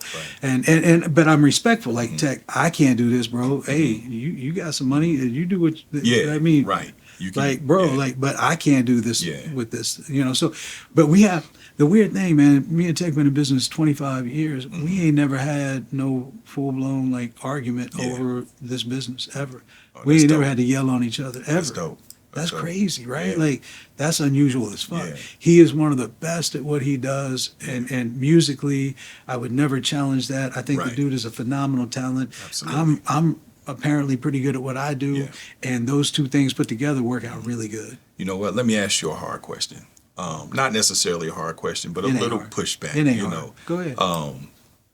one could argue, right? So Tech N9ne is the staple artist of Strange, right? Why do you think it's been so difficult to duplicate that with other artists? Now, and I'm asking, do you think it's because Strange is mainly built up of Tech N9ne fans? You see what I'm saying? Opposed to like, No Limit, right? People were No Limit fans. Right. So whatever that tank was on, they was going to go. But Tech N9ne, he has it on his back. So it's a little hard to get the fans. I'm asking, do you think it's harder to get them to bite on other artists? I think that when you have an artist that's at the level of where Tech is at, and as lyrical, as metaphoric, like he is unreal. Like one of the best he's one of time. One. And so when you attract fans to that, they have an extremely, extremely high expectation. Mm-hmm. And when we don't necessarily, maybe they don't feel like we meet that expectation. Mm-hmm. I think that a lot of our fans really did embrace, like Chris Calico. I think a lot of our fans really did embrace Brother Lynchung. Yes. When I brought him out, I mean, I did really well with him. Yeah. Also, Ritz, we did really well with Ritz. Mm-hmm. But a lot of times the artists are the people that are more questioning that than even your question, right? Mm-hmm. They are, they never want anybody to be bigger than Tech at Strange Music. Yeah, they say that. The fuck we don't. Right. Like, bro, like why, how stupid is that? Like, not only that, like for me personally, I want you to be the biggest artist humanly possible because I want to have success. I want you to do great for you and your family and everything you're about. Mm-hmm. I want so the idea that we wouldn't ever want anybody to get as famous as Tech is so unbelievably fucking absurd. Right. It's ridiculous. As a matter of fact, if we took that approach, I'd already be out of business. Mm-hmm. I want people. Tech wants somebody to be more successful than him. You know how much pressure would probably be taken off a dude if he has some people blow up. So then, and we have had people that, through It Goes Up, my distribution arm, with all Strange Music's label services, far exceed Tech's success. Mm-hmm. Let's name him, Jelly Roll. Are you saying Jelly Roll is not as famous as Tech? Because he's huge. Congrats to Jelly Roll. He just got that Grammy, too. He's huge, bro. He's got every fucking award possible. Like, killing it. Just sold out 59 arenas. Getting ready to go on tour with Post Malone, doing stadium tours next year. They've made a spot for him on an upcoming show that I can't mention yet because it hasn't been announced. Listen, this dude is on top of the fucking world. Right. I was just in Nashville, last week. But, like, so... What do you mean? Like I met Jelly Roll. He was a 500-pound white rapper with face tattoos. Right. But I felt like this dude has such an inspirational story. Absolutely. And something that I really wanted to help him out. And I think back when we did the deal, like he was making like a good night pay was like $2,500 or something like that. Mm-hmm. I went and seen several of the shows, and I can't put all this business out there, but it's got an M. Every show guarantee from this point on has got a decimal and it ends with an M. You understand what I'm saying? Right. So that song saved me. That's what broke it. So now, with that being said, arguably, could Jelly Roll be as big as Tech? Respectfully, Tech has been doing it for so fucking long. I know he's got history, but in terms of like now, if we go the last couple of years, Jelly Roll pretty up there. The economics of Jelly Roll are incredibly intriguing, right? And it's not my place. So I did these first two albums with him, and we're the people that helped break him with the song like Creature, Bottle of Mary Jane, all of these fucking. But Save Me is already triple platinum. But Save Me is the record that really broke him. Wow. It's triple platinum by itself. It's multi-platinum as well with the remix of Lainey Wilson, and Eminem just used it on his new album. Nice. So like it's been an incredible ride, and it couldn't happen to a better human being. Yes. I love that guy. I believe that he is the definition of therapeutic music. Yes, I agree. And his reach back and all the stops. Like, but as far as his success level, he's one of the biggest artists in country music right now. That's a fact. And there's hundreds of M's that go along with that annually. Yeah. So he's doing well. Nice. Very well. I want to go back a little bit. So Kevin Mann, Brother Lynchung. Shout out to Well, we both start laughing, right? Shout out to Kev, right? Shout out to Lynch. I've known Lynch for many years. I actually did songs with him. You guys have the same favorite color and everything. Yeah, you're right. Yeah. Right. We come from the same fraternity. There you go. Say that. There you go. What was it like, and how did those dots connect? Because I think there's a lot of question with that, because I know Dave came on the show. He gave his memory of how it happened. First Degree came on the show. He gave a little different memory, but Lynch reached out to me and was like, dude, I got to come on the show because it's some shit that ain't right. But how did that come about, and what was it like having, Brother Lynch on Strange? It came about because of a song called My World. Mm-hmm. We put him on it, and I fucking loved his verse on there. Mm-hmm. I'm from the West Coast Conference. Mm-hmm. I mean, he just fucking killed it. It was just like, I was like, damn, this dude is fucking amazing. Because I had listened to Lynch before, but I could only take so much of him eating nuts, guts, butts, and babies and shit. So, what's your favorite Lynch album? Got to be Season. Season is obviously is going to be up there, but I really like the ones we did with him, like Coat Hanger Strangler and a bunch of other shit. Like there's some definitely some great stuff. So, but that's what gave me a lot of interest in Lynch was that, and then realizing that dude was like, he was stuck in this purgatory of sorts where he had put out these records and things didn't go well and he wasn't supposed to be being paid by them and he was just like kind of lost or wandering in the mix. Yeah. And I'm like, man, I in that verse, honestly, man, that one verse really made me a fan and said, oh fuck, not everything is nuts, guts, and butts. Like we can actually do some amazing shit going back to listening to Season of the Sickness. Like that was the shit that he was supposed to be doing. Yeah. And so I reached out to him and he came out here. We had a few different interactions and shit, and then eventually we was able to navigate and do a deal. I did a 3-album deal with him, and I really put a lot into him and his kind of this recreation, or if you would, rebranding of what Lynch was, while still staying 100% true to what he wanted and what he was, but giving him a higher level and a bigger platform. Right. And then I put him out on tour with Tech, and we did great things. Yeah. He didn't always make it the easiest, because I'm always perplexed by people that are super tough ass like gangster dudes and talk all this crazy shit, but no offense, Lynch, but then won't get their scary ass on an airplane. Lynch do not do planes. He does not do planes at all. Doesn't do planes. And so I even worked with that, and I had to send a sprinter out to pick him up one time. That's the story that Dave told too. He tell you what with the dogs. Oh my God! They called me and said, "Hey man," so my guy called me, Aaron Bean, and he said, "Hey man, I'm here picking up Lynch." And so I think it was Lynch and his girl, and I think Sealand might have been there or something, and then and 2 pit bull puppies. Yeah. and in my mind works real fast. Yeah. The pit boy hotel. Yeah. Wait, food studio. Yeah. All that. Well, you're coming here to record an album, and you're bringing 2 pit bull puppies. Yeah. And you want them to ride across country in the back of my brand new Sprinter with 2 pit bull puppies coming to a hotel that don't even allow animals. Yeah. And then you're going to be in the studio all fucking day, every day. Why are you bringing the puppies? I believe those are probably his service animals, emotional support. Yeah. Fair enough. I'm pretty sure. Yeah, he probably. I mean, he needed some emotional support after I said what I said, because I lost my shit. Yeah, that's what Dave said. I'm like, you got me fucked up. I'm like, Dave, what the fuck is going on? Like, you got. He's like, yeah, man. He's got some puppies. I'm like, and why the fuck are the puppies coming into this? And I'm like, I finally said, handle the shit. Yeah. Like, I just told Dave, like, bro, like, I don't want to hear shit if a pup, nope.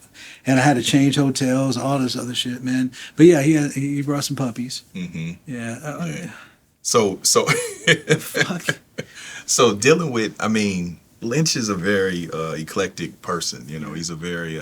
So was it hard to get him to produce? Was it hard dealing with him as an artist? When we did those 3 albums, couldn't have been better. Okay. Honestly, man, like me and Lynch have a very unique relationship.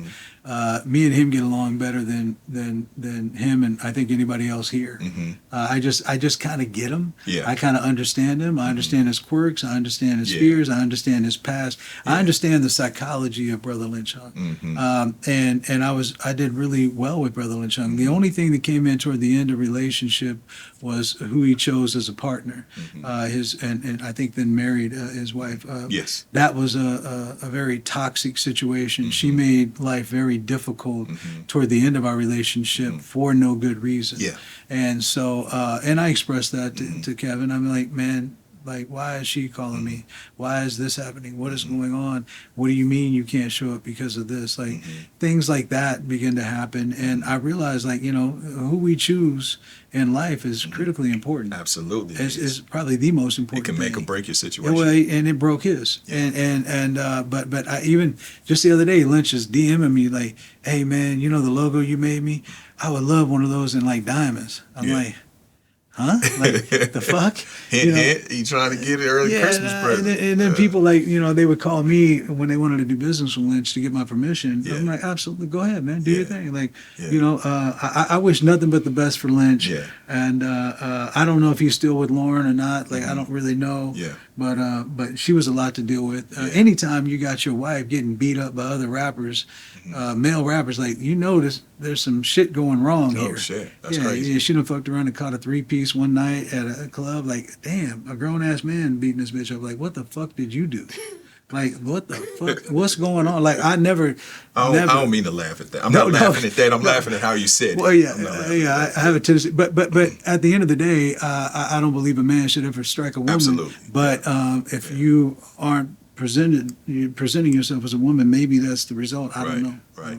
With you saying that, you being the CEO, you know, you being probably the elder of the artist and having to manage all of these personalities, life situations, how involved do you get, and are you willing to be involved in your artists' lives? I will say this. I used to be more involved.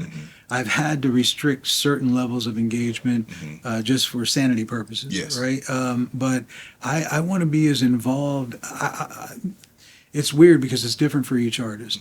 If an artist takes the information or the education and they apply it, I'm willing to go deeper and help more. When you take the information or you hear the information and you don't apply it and you do the opposite, I start to retract. So it's really about the individual relationship with the individual artist and that, you know, and as to where it's going to go. I have artists that I'm very intricately involved with that I do a lot for, both in the business side of it and on the personal side.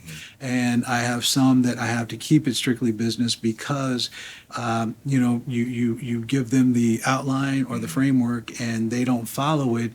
I don't know what to say. Like, I'm not going to keep repeating myself, you know, like, I might correct, hey, we talked about this, you were supposed to do this, and yet you did this. So what happened?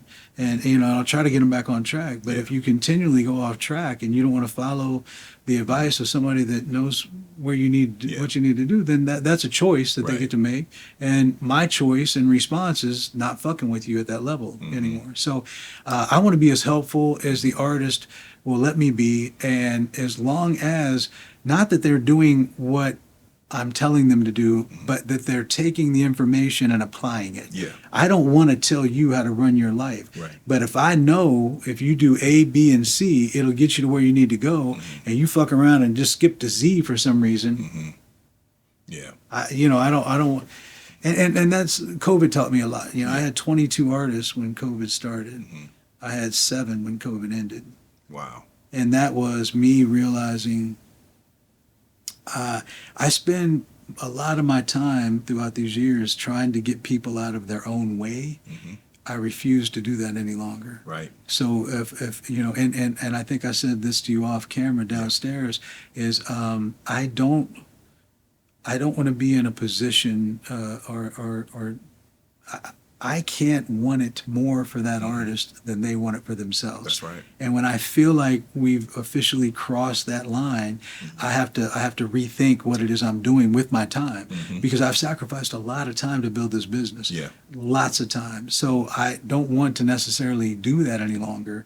I'm not going to sacrifice if you're not going to adhere to it. I'll give you all the time you need if you listen and you apply. But if you don't, then I don't know what to say. It's kind of the guiding the horse to water type shit, you know? With this business, right? You have to navigate lawsuits, lawyers, sometimes 34 lawsuits. 34 lawsuits, street shit, gangster shit, dealing with street guys, personalities, depression, drugs, jail, all of this, right? Oh yeah. How does Travis protect his mental wellness? I think it is a lot, especially when it bleeds over into yours. Like early days, we lived in Blue Springs, Missouri. We started the record label in the basement of my house in Blue Springs, and for some reason, somebody thought it would be a great idea to shoot up my house, right, in Blue Springs in a suburb. And wow. so dealing with that, and my babies are inside, bro. I had 2 daughters at the time, and my wife, and when you so you talk about the street shit, but like. I grew up in a very fucked up area, and I had volatility. My house got shot at when I was a kid. My dad's trucks would get shot at, stolen, all this other shit. But you can't bring that to my family, my loved one. You can't bring that to my kids. You can't shoot at a house that has my kids in it. You know what I mean? So, and I still to this day don't know who did it. But out of the 3 people that I think did it, karma again kicked in, and all 3 of their houses burned to the ground. It's fucking crazy. Wow. But at the end of the day, like, I think that sometimes you fight evil with evil if you have to. Yeah. You fight aggression with aggression. And in regards to that street shit, in regards to like the mental side of things, like how do you maintain your peace among chaos and protect your mental health with sometimes it's a challenge. I'm not gonna lie. I mean, especially I told you one other thing off camera, and that is one of the things that I've applied in the last 5 years is this process where I've had to check my expectations of other human beings. We've all done something good for somebody, and you expected a certain, like, not even a payback, but you expected at least a certain type of response or a thank you, maybe. Let's go for a thank you, right. or a wow, I can see by the look on their face they really like that. Appreciate that, yeah. I realized I've had a few different situations where I had built up an expectation of how someone was going to respond. 3 individual situations especially, and like a 1-year period that caused me to rethink the way that I approach this, because I was unable to comprehend or grasp the lack of response or the type of response that I got, and it was really made zero fucking sense, and it was so bad that I started to make myself crazy trying to figure out, wait a minute, why? Like cause and effect. I need a fucking result. I need something that makes sense here. Give me some kind of reason that this makes sense. And when I can't get a reason that reaction made sense, then now we're fucked. Right. Now we're fucked. So then I would start to drive. That's the closest to crazy I came, was just not understanding like why I could do so much for somebody and then have them fuck me over or backstab me or, not even appreciate what I did. Right. And so it's like, I don't need you to repay me. I just need you to be appreciative or respectful. Right. And you ain't even got to say thank you. Fuck that. Right. Just look at me and smile. And we're good. Yeah. But like when you do the opposite of that, so removing my expectation on how another human being should react to what I do has been incredibly helpful to me. Yeah. And it protects me from overreacting, because back then I wanted to throat punch the fuck out of somebody or, beat the shit out of someone for this what I felt was disrespect. But maybe there's a deeper issue. You have to be very careful to protect and guard your heart. How do you keep it from making your heart harden? Because sometimes it can, people in the world can make you cynical, and pessimistic, to where you start disliking people and, you get gun shy of helping people. So is that what you do? You still are you still able to extend that hand to people? Yeah, I am very much so, and really it's because of the type of music that we do. We've helped create the soundtrack to a lot of people's lives, and I know that I get now we're over thousands of emails talking about how this song or this music or this artist saved their lives, right?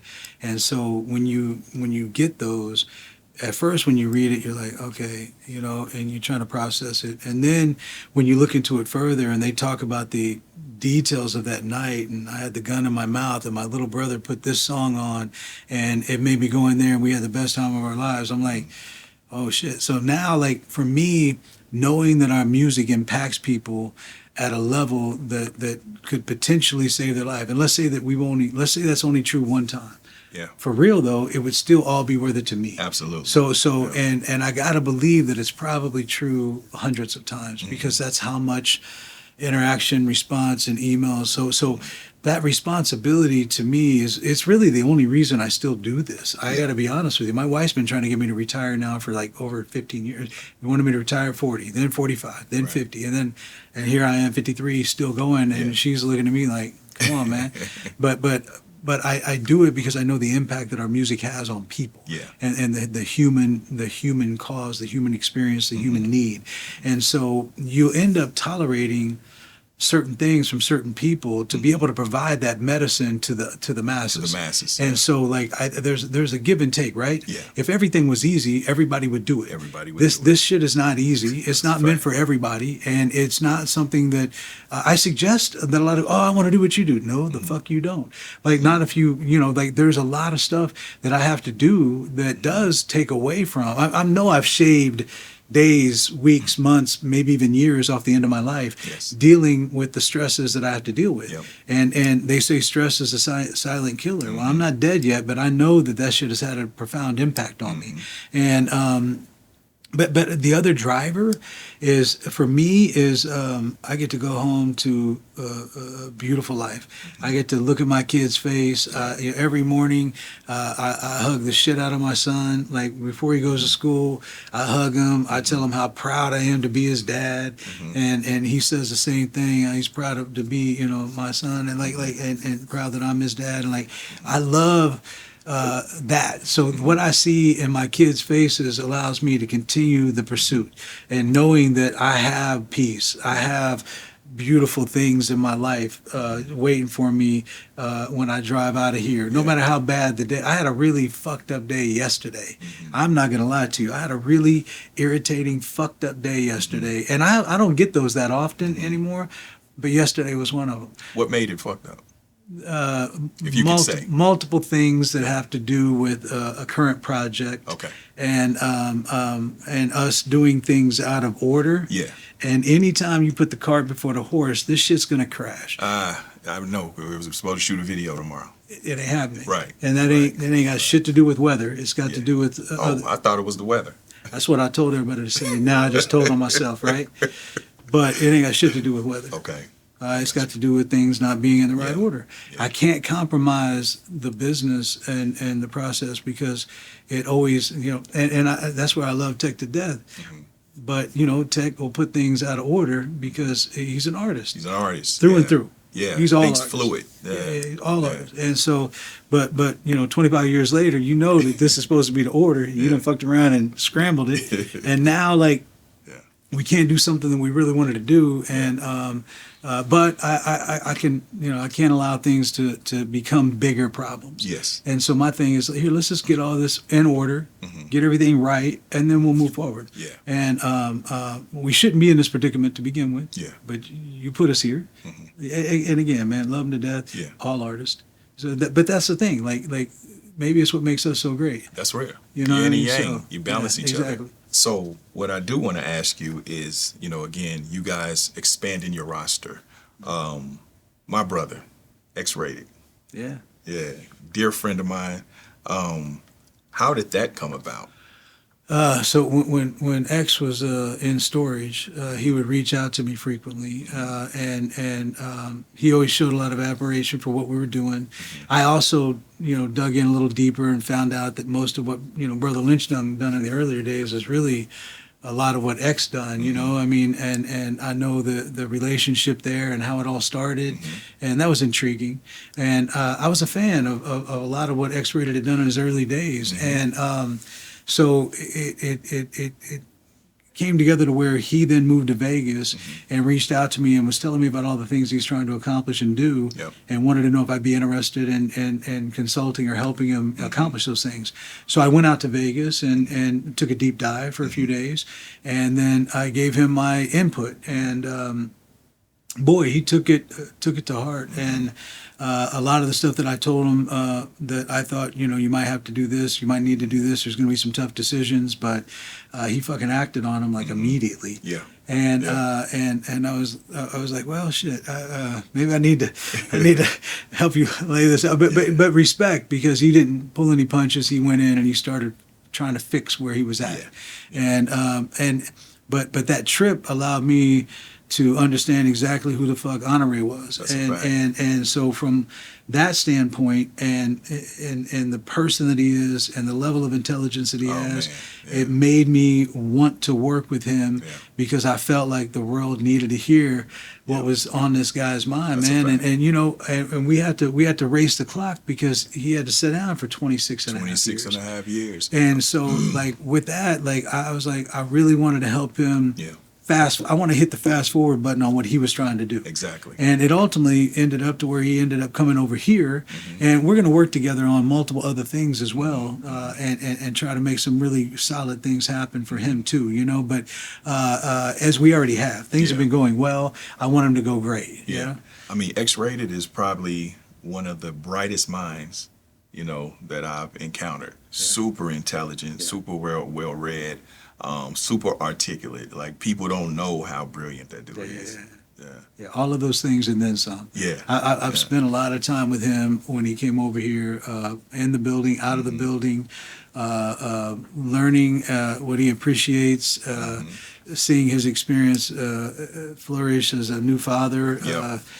He's going to have a whole team here pretty soon. Right. But he's spitting them out, ain't he? Yeah, man. You spitting them in, she spitting them out, something like that. You know what I mean? But like, but he loves that, and I love people that love kids, man. Like kids are the most important thing. That's the only rule I have with here at the label. The only rule we have that would have to do with censorship is you can't say anything harmful toward a kid. That's it.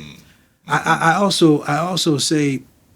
That's why Brother Lynch didn't eat no babies on any of our 3 albums. No, his albums were really introspective. There wasn't no babies. Yeah, he didn't eat no. We're not talking about eating kids and shit. No, he didn't. But the fact that we're saying this out loud is funny as fuck. Right. But that's the one rule. Now I advise people to be careful with politics.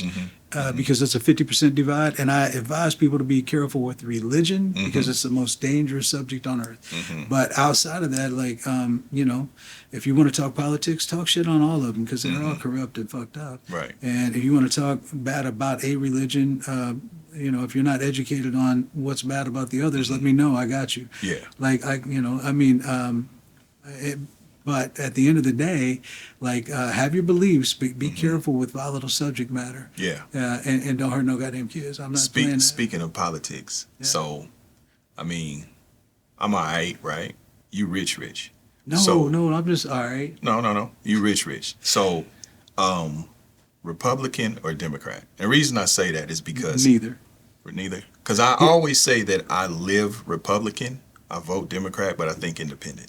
Yeah, okay, that's interesting. So, of course, with our brother, X-Rated, brilliant brother. Now, I don't know how I missed this, but as you and I talked about earlier, I left 22 years ago, went to LA. Right. But you guys, at some point, you did some business with TDE, with J-Rock. I did, yeah, we did. So we met them, man, and out there in LA, and just became really, really good friends with J-Rock, and then also met with Top and Punch and all these dudes, and So what they were kind of stuck in a situation at Warner Brothers that was just not doing what it needed to do, and I think Top was at his end with being able to deal with these guys and there's a musical chairs process that happens at all these majors. So I'm sure the person that I originally went in with was no longer there, and now they're dealing with other personalities, and it wasn't working. So I went and we started having discussions, and we wanted to start off with J-Rock. I mean, there was a project that was really close to done, and they wanted to get that record out because they still, to that time, they never had an album come out. And so, we did a deal. We did a deal with J-Rock, but we also did it for a first right refusal on Kendrick Lamar, Absol, Schoolboy Q, and Black Hippie as a group. So it was an interesting deal. But and then we put out J-Rock's "Follow Me Home." So so we were the first people to assist them in getting an album released to the masses. You know? So this was a partner. So was TDE going through you guys to distribution, or was it a partnership? No, it was a partnership. We signed.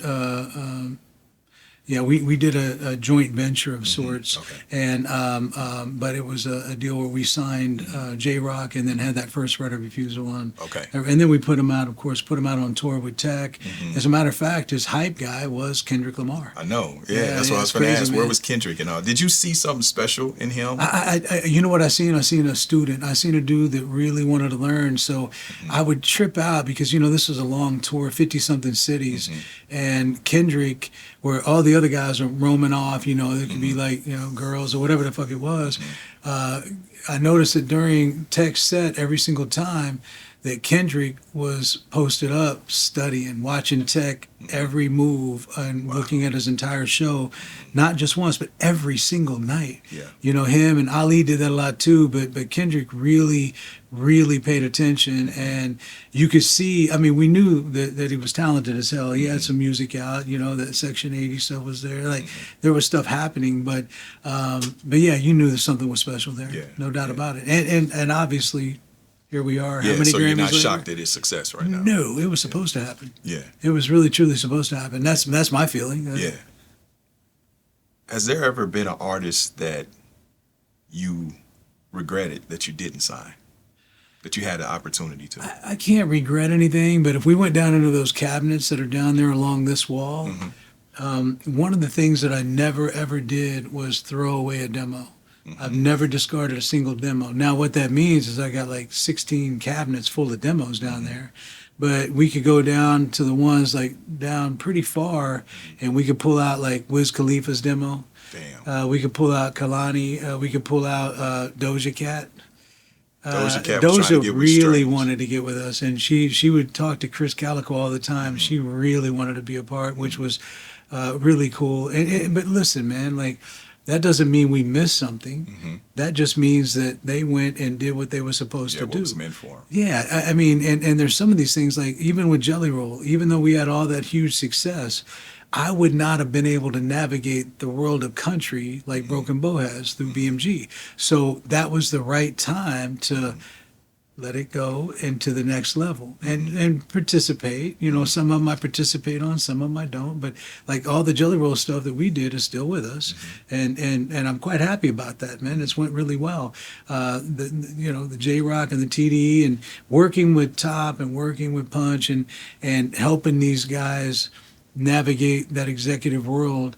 I remember Top calling me one day.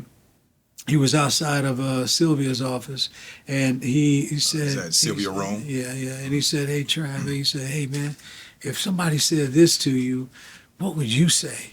And I'd be like, oh, shit, that's easy. I was like, here, man, say this, and this, and use us as the example. Yeah. And he's like, oh, that's too good. All right. He hang up, he go back into his meetings, and so I helped give him some advice, and really, man, like, tried to teach him everything I could and tried to learn from him. Like, everything in my view is it's a two-way thing, man. Like, what can I help you learn, and what can you help me learn? Yeah. And that's really where it's at. So, and look, the rest is history. They did a great job at navigating corporate America. Yes. Dre fell in love with Kendrick. It's still funny when he hung up on Dre that night after the show in L.A., thinking it wasn't really Dre. He thought it was Ali fucking with him. But yeah, I know that it's good to see the way that everything worked out. Yeah. Is there an artist that you regret signing? I'm going to say no. I mean, there's artists that I couldn't figure out, and there's artists that are a complete pain in the ass. But I don't dwell on things, and I don't live in regret. I can't. Like, if I did that, man, I'd probably be pretty fucking miserable. Right. You know what I mean?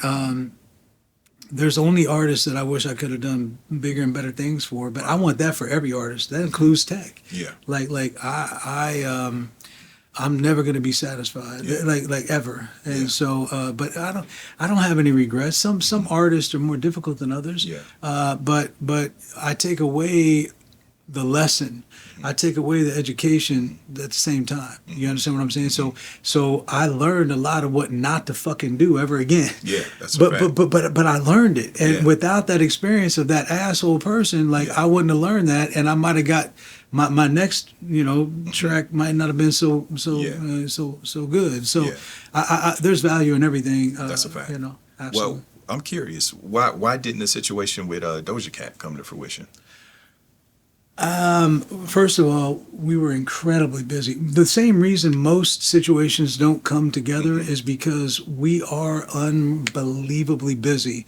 To this date, we are unbelievably busy. And so sometimes you just you can't see how you can make time to make it happen. Right. And Doja, by the way, was a trip. Like, she was rapping and she come to fucking festivals and shit in a fur bikini and some other shit. Like, I didn't fully understand it, but I thought she was sweet, and I thought that she had a lot of great stuff. But she also wasn't the Doja Cat that became amazingly successful either. Yeah.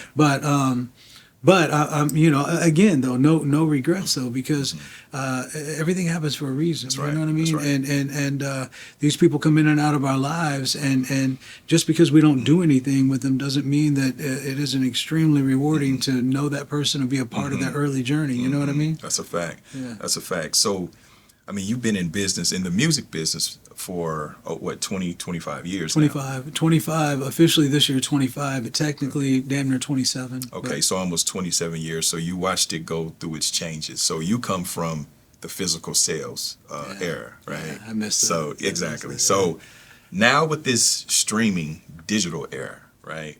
How has Strange adjusted, and do you like this digital era better than the physical sales era? And how have you guys had to adjust? Because again, in the physical it was different, but now you have to kind of rely more on merch and touring and these other things. Which do you prefer and why? We used to have there was three main income sources for us, right? Music was one, touring was another one, and merchandise was a third. And all of those were paralleled within like 5% of each other. So music, if I was to earn $1 million off music, I could earn damn near $1 million or more off of touring, and then the same went for merch. So we had this unique thing where we had 3 income streams. Now there's 100 fucking ways to spend the money, but there's only really 3 to come in. And then you can add some ancillary stuff like, like licensing deals, and we do stuff like Madden and all that type of shit. But that's what used to be, and that was in the physical realm, right? Plus, when we come out on, $1.5 million days when a new album would come out back in the day, right? And so the physical leaving or fading away was horrible for us. We didn't like it at all. More importantly, and the thing that had a bigger impact on us is I would have a $700,000, a month iTunes, downloads, you know what I mean? And now that's gone. So like the impact that it had on the actual digital download business hurt us even worse than the demise of physical. Right. So a lot of people wasn't even thinking about that or accounting for that. So that was saying, so now here I am, now my $1 million turns into less than 100,000. Right. And now touring and merchandising. The great thing about us is that we were diversified enough to be able to withstand that storm.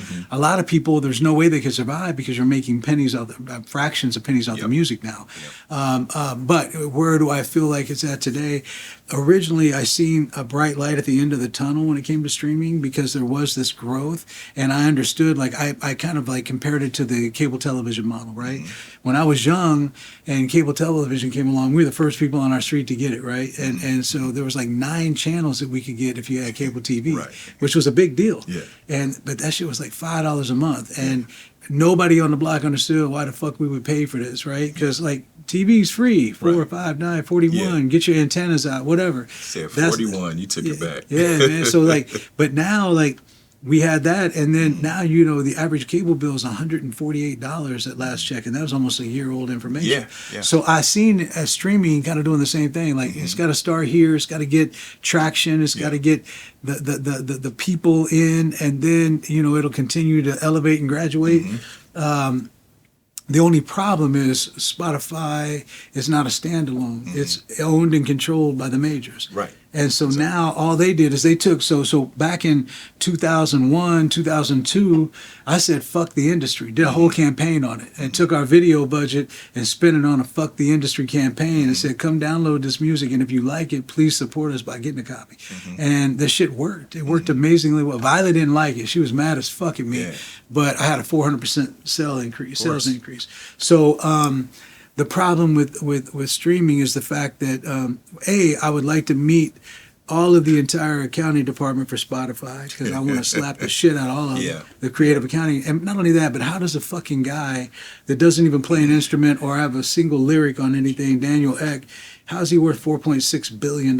Right. Bro, that's on the back of all the artists and independent labels. Yeah. They basically have now they found a way to take all of the music that the creators make, the artists make, the labels provide, and they are able to pimp it out and hoe it out, and there's no parallel on the relationship of the income, and so therefore they build this massive thing called Spotify. They then go public, they cash in hundreds of millions of dollars. They put that in their pockets because that's not because that doesn't have anything to do with individual songs from artists. They kept all of that bread.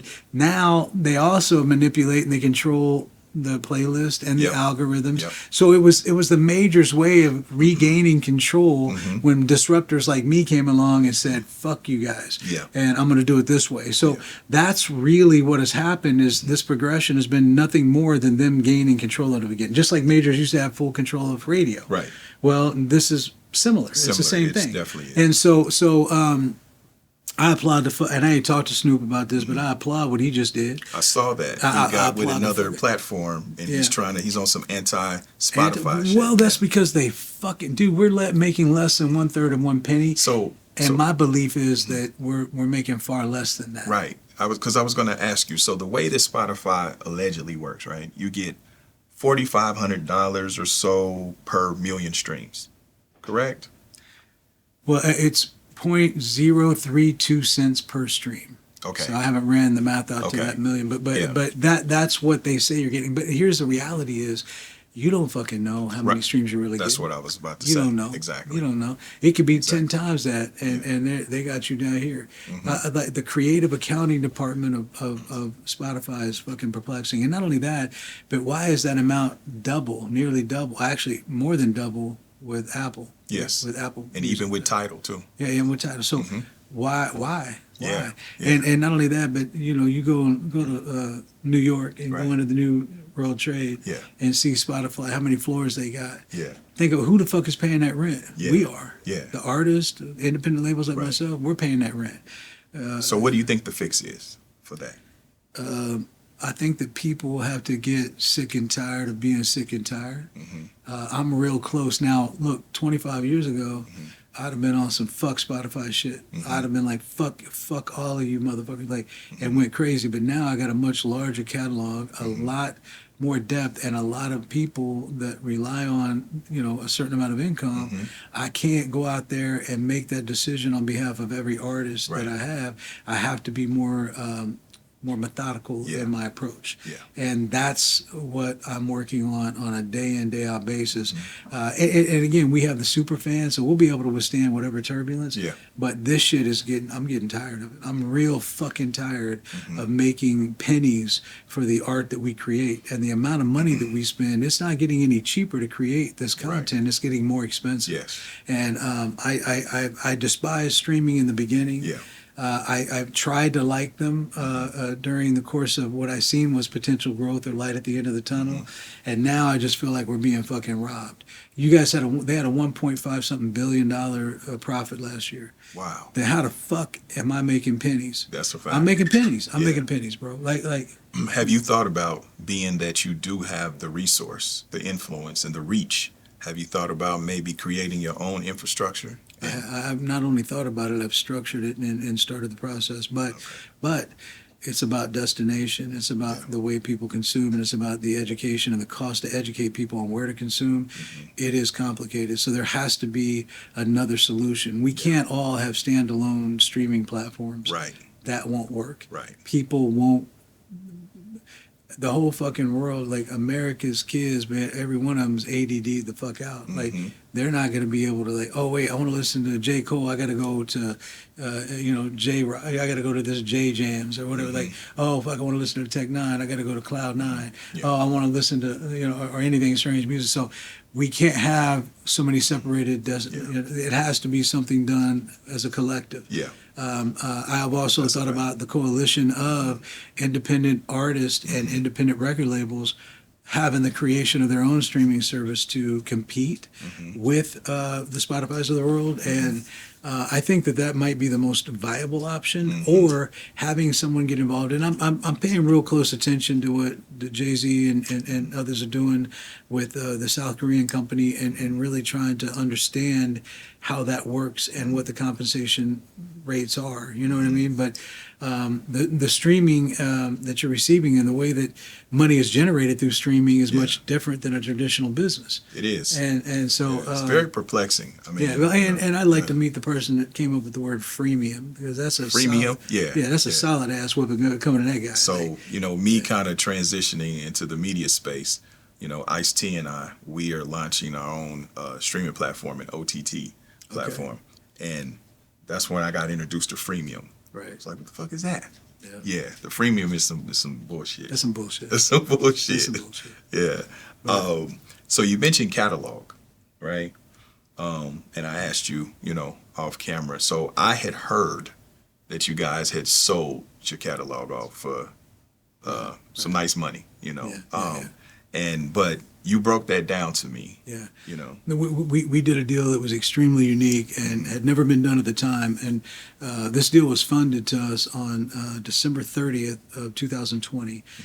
We were just trying to beat the election runoff in Georgia to see who had control of the House and Senate, and whether Biden would be able to actually take a cap gains rate from 20% to 39% is what he wanted to do. That's what he was proposing. And so we took the opportunity to navigate and negotiate. We've been approached for years and years and years of all of these big funds that are out there trying to buy everybody's stuff, right? And we entertained it, but I never wanted to sell the masters. I never wanted to sell the physical side of the business. I never wanted to sell the publishing. I didn't even want to sell the sound exchange. The only thing that I was willing to take a small portion of our catalog and a certain amount of songs, and was to sell the streaming and YouTube revenue streams, just those things. And so everybody told me, well, that don't exist. Nobody does that. Who the fuck would do that? It's never going to happen. And I said, oh, okay, cool. And then they kept approaching me. So I shared my idea with a couple of these companies that kept approaching me. I said, well, here's what I might be willing to do. They listened, and they threw out a very large number. So it piqued my interest. And we negotiated it, and they told me that, after the fact, after we kind of became friendly with these guys, they said, most of the time when we throw out a number like that, we end up paying out about 40 to 50% of it, because during due diligence, so many signatures are missing, so many agreements are missing, so many, side artist agreements, production agreements, or whatever. And in our case, we weren't missing a single thing. We were missing 2 signatures, but they were my signature. So Right. like we had every single T crossed, I dotted for every single song that we were considering for this. Yeah. So Tech and I made a calculated decision to go ahead and let's take a little bit of this money. Yeah. And I say a little bit. I can't disclose the exact amount, Right. but tens of millions of dollars if that So helps. he told me, Yeah. but y'all okay, no. Right. Yeah, I did tell you, but Yeah. out of respect for Yeah, that company for sure. and our agreement, like, sure. and they keep coming back trying to Yeah. buy more. Yeah, And that's dope. and I'm just not, I'm not in a position right now where I want to consider that. Yeah. But at the end, let's see where everything stands. Yeah. Because right now, like a lot of those evaluations are coming down, Yeah. and their multipliers are definitely not what they used to be. Yeah, yeah. And we got a really crazy deal. Like, No, that is crazy. I we mean, did. when you think about the gravity of that and the genius of it, the fact, like you said, the importance of still owning your masters, you still own your IP, and you're going to say, hey, y'all can take a little bit of that, get your little YouTube stuff, and, yeah. I holler at y'all, So that's dope. And explain the importance of owning the masters, because you hear this a lot, artists talk about it, but I think sometimes they really don't know what they heard it in a song. They really don't know what it means. To me, like, it's everything. Let me say this. It's the payoff. It's the long money. Yeah. And there's been times like when building this particular business, we would be putting out, 11, 12, 13 albums in a year. And many of them, maybe even most of them, wouldn't recoup. Or you sign an artist to a 5-album deal, you put album number 1 out, you're down several hundred thousand. Album number 2 out, now you're down several hundred thousand more while this one starts to catch up. Album number 3, I oftentimes wouldn't recoup on an artist until album number 3, or sometimes never. Wow. But I own the masters. I was involved more than likely in the publishing, and my long game is super good. So when I get to a point, and I don't even know if that's going to exist with us. I don't know if we'll ever sell again or sell anything like that. But I know that we'll have an extreme amount of value because that's where the real money's at. And I'm not talking about little money. I'm talking about hundreds of millions of dollars. Yeah. I mean, if we did go to sell again, Yeah. like the price today is north of 200 million for Right. what's still here, and what we would, and that's just talking about the music. Yeah. I ain't talking about none of the buildings and the Right, of infrastructure course. and the Yeah. merch and Yeah. everything else. So that's how much value is in, and the publishing. The publishing has a massive value as well. is, yeah. So. And even the sound exchange money. It's like there's so much money in those things that artists never really understand, because all they're worried about is what's the advance, or like what's their royalty rate, or Right. what's their checks look like. Short term. Real money is the long money is ownership of masters. Yeah, I'm curious. So, based on the fact that you weren't formally educated, right? You come from, kind of limited entrepreneurial in your family, but you had the furniture as a reference, the furniture business as a reference point. What made you have the wherewithal? Because you've kind of built this vertical business, and it's autonomous. So the fact that Strange, like I was kind of teasing you, telling you, it's like the McDonald's of music. McDonald's is the biggest real estate holder. They're in the real estate You see what I'm business. saying? They're not in the hamburger business. Right. But Strange kind of is becoming that, because you guys, having the construction, having the multiple business sites and different things like that. Like, where was that just intrinsic for you? Like, what gave you that thought process to say, you know what? Yeah, we got music, but we can take this. Let's do real estate, construction. Let's do this. I mean, just being a student of trying to figure out how to succeed and how to be a successful person. And I did it with the furniture. Then I started to venture into the real estate. Then I ventured into urban apparel back when it was big, back when like Fubu, Carl Kanai, Anichi, all those were like really big. I said Fubu, what the fuck is that? Fubu, Anichi, Carl Kanai, and all of those. Like I was like, okay, I see an opportunity here too. But my thing is that's important, and I said this actually to Diamond once. I said, hey man, have you ever heard of the term of jack of all trades, master of none? And he's like, yeah, I think I heard that. And I'm like, don't be that. You know what I'm saying? And he's like, what's that mean? And I'm like, bro, like, do what you're doing right now and do it well, do it good, master it before you move on to the next thing. That's a fact. So you and fuck around and tell me like you got a liquor store, a restaurant, and a daycare. Like I was like confused for a while, and a record label. And so, but what I'm saying is like, why don't you focus on making one of these things great and then move on to the next thing and make it great while still having your arms around this. And so for me, I live by that. I don't want to be a jack of all, master of none. I will not move on to another venture. I have 16 companies. I would not have moved on to any of them without mastering what it is I'm doing here and having full control of it.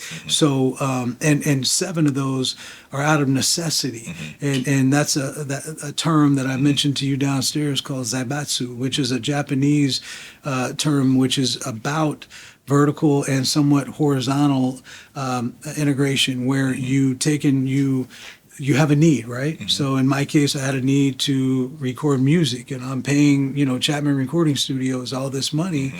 What am I doing? I should have my own studios. Let's make that happen. And I went over the top and did a lot when it comes to that, right? Then I went ahead and took the time to figure out like the printing of merchandise. And like I'm paying other people to do it, but why? And not only that, but I had a quality control issue, and I'm a perfectionist. So I needed to get my arms around that. That was another business. So I'm doing things, and like even on all the buildings and the real estate, these 6 buildings here, I own those in separate entities, and I lease those to the different companies that occupy them. Again, the definition of zaibatsu, right? This is the technique to succeed. You know what I mean? Got you. That's, man. I mean, that's impressive. I mean, because you book your own tours too, right? Yeah, we do. We do. I do everything in-house possible. Yeah. I go outside for very little, and that's only because when I go outside, they don't take it as serious as I do. Yeah. They don't care as much as I do. Yeah. I had a thing with Chapman Recording where we'd be over there recording, and the fucking computer would crash. And when that happened, dude, it was like 45 minutes to an hour for everything to come down and then reboot. That shit used to drive me batshit crazy. And so I finally said, man, I can't keep doing this. Yeah. This is inefficient as fuck. Yeah. And, to solve that, I took a huge leap. I spent over $4 million just on the studios that I built.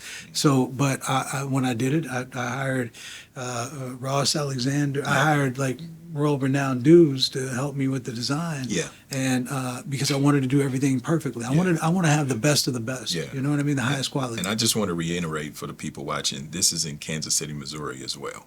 So this is not LA, this is not New York, this is Kansas City. Yeah. So that's the part that I'm super proud of. Yeah, I love it, man. I love it. I love people from New York and LA and other parts of the world that come here and flip the fuck out. And I normally get 1 of 3 reactions when people tour the facilities, and we don't do that a lot anymore either. But whenever I do it, it's like I get the people that are real quiet and don't say nothing because they don't understand what the fuck they're looking at. Like they don't understand why it's here. I get the people that are too cool for school. They'll be like, oh, yeah, that's cool. That's cool. Joyner Lucas, he tried to do that. Oh, it's cool. It's cool.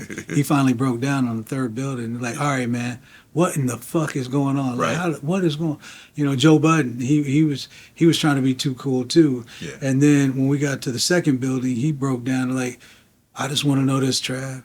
Where do y'all bury the dope?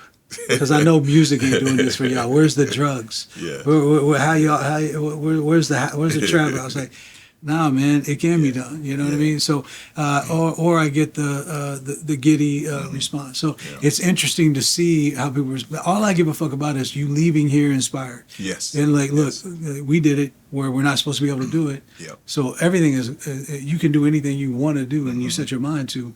And that's what I want to take away. Whether you're in the music business or some other business, you know, that's what I want. I want to ask you, what do you think Strange is, and I ask this because of, just social media, right? And just chatter, right? What do you think Strange's relationship is to the rap community locally in Kansas City? Because from my vantage point, and again, I live in Los Angeles, but I feel like the rap community where it's almost too close, where they don't get it. The gravity of what's right here in their backyard. They don't. You see what I'm saying? Because I'm like, damn, y'all tend to look at all these other things. They'll be wowed by the Yo Gottis and the different, and not saying that they don't deserve that, but I'm like, Strange is right here in your backyard. Are you seeing what they have? It should be a line of rappers out there all the time knocking on the door. Why do you think that I'm not saying it's not that, but like. No, I understand. You understand exactly what I'm saying? Yeah. Yeah. So like, here's the thing, and you know this because I'm assuming you know this because you're from Kansas City. Yeah. Kansas City, in those earlier days, was more. Fuck what you talking about, look what we doing. Like it was really competitive in a negative way. It was competitive to a point where it created divide. And Tech N9ne, that dude's a weirdo. He ain't talking about shit. They don't know what so it was, and plus we did with most of this early shit with Tech, left of center, red spiked hair. People called him a devil worshiper, all this other crazy nonsense. So he wasn't like fully embraced by the what traditional rap community would be. Right. And I heard a lot of people say, "Oh yeah, man, he's all right, but man, Rich the Factor's the king."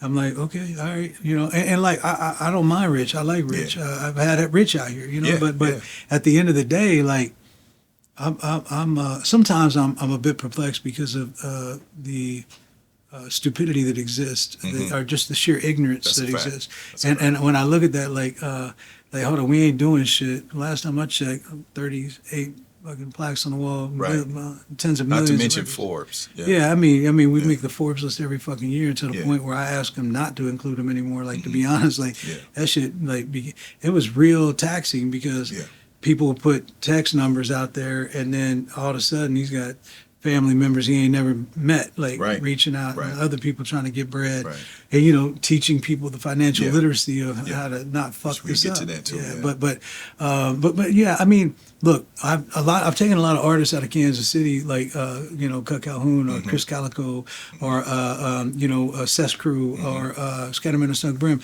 I embraced and did a lot for the local hip hop community, right? And I continue to do that. Joey Cool is still on our label. He's from here, so in looking at, I want to be supportive. Now, what'll happen though, and this is where I get whatever reputation you thought I might have. Here's what I realized a long time ago. I realized a long time ago that you heard people say, "Oh, Travis, man, he's a fucking tyrant," right, or something like that, or no, Travis is he handles everything.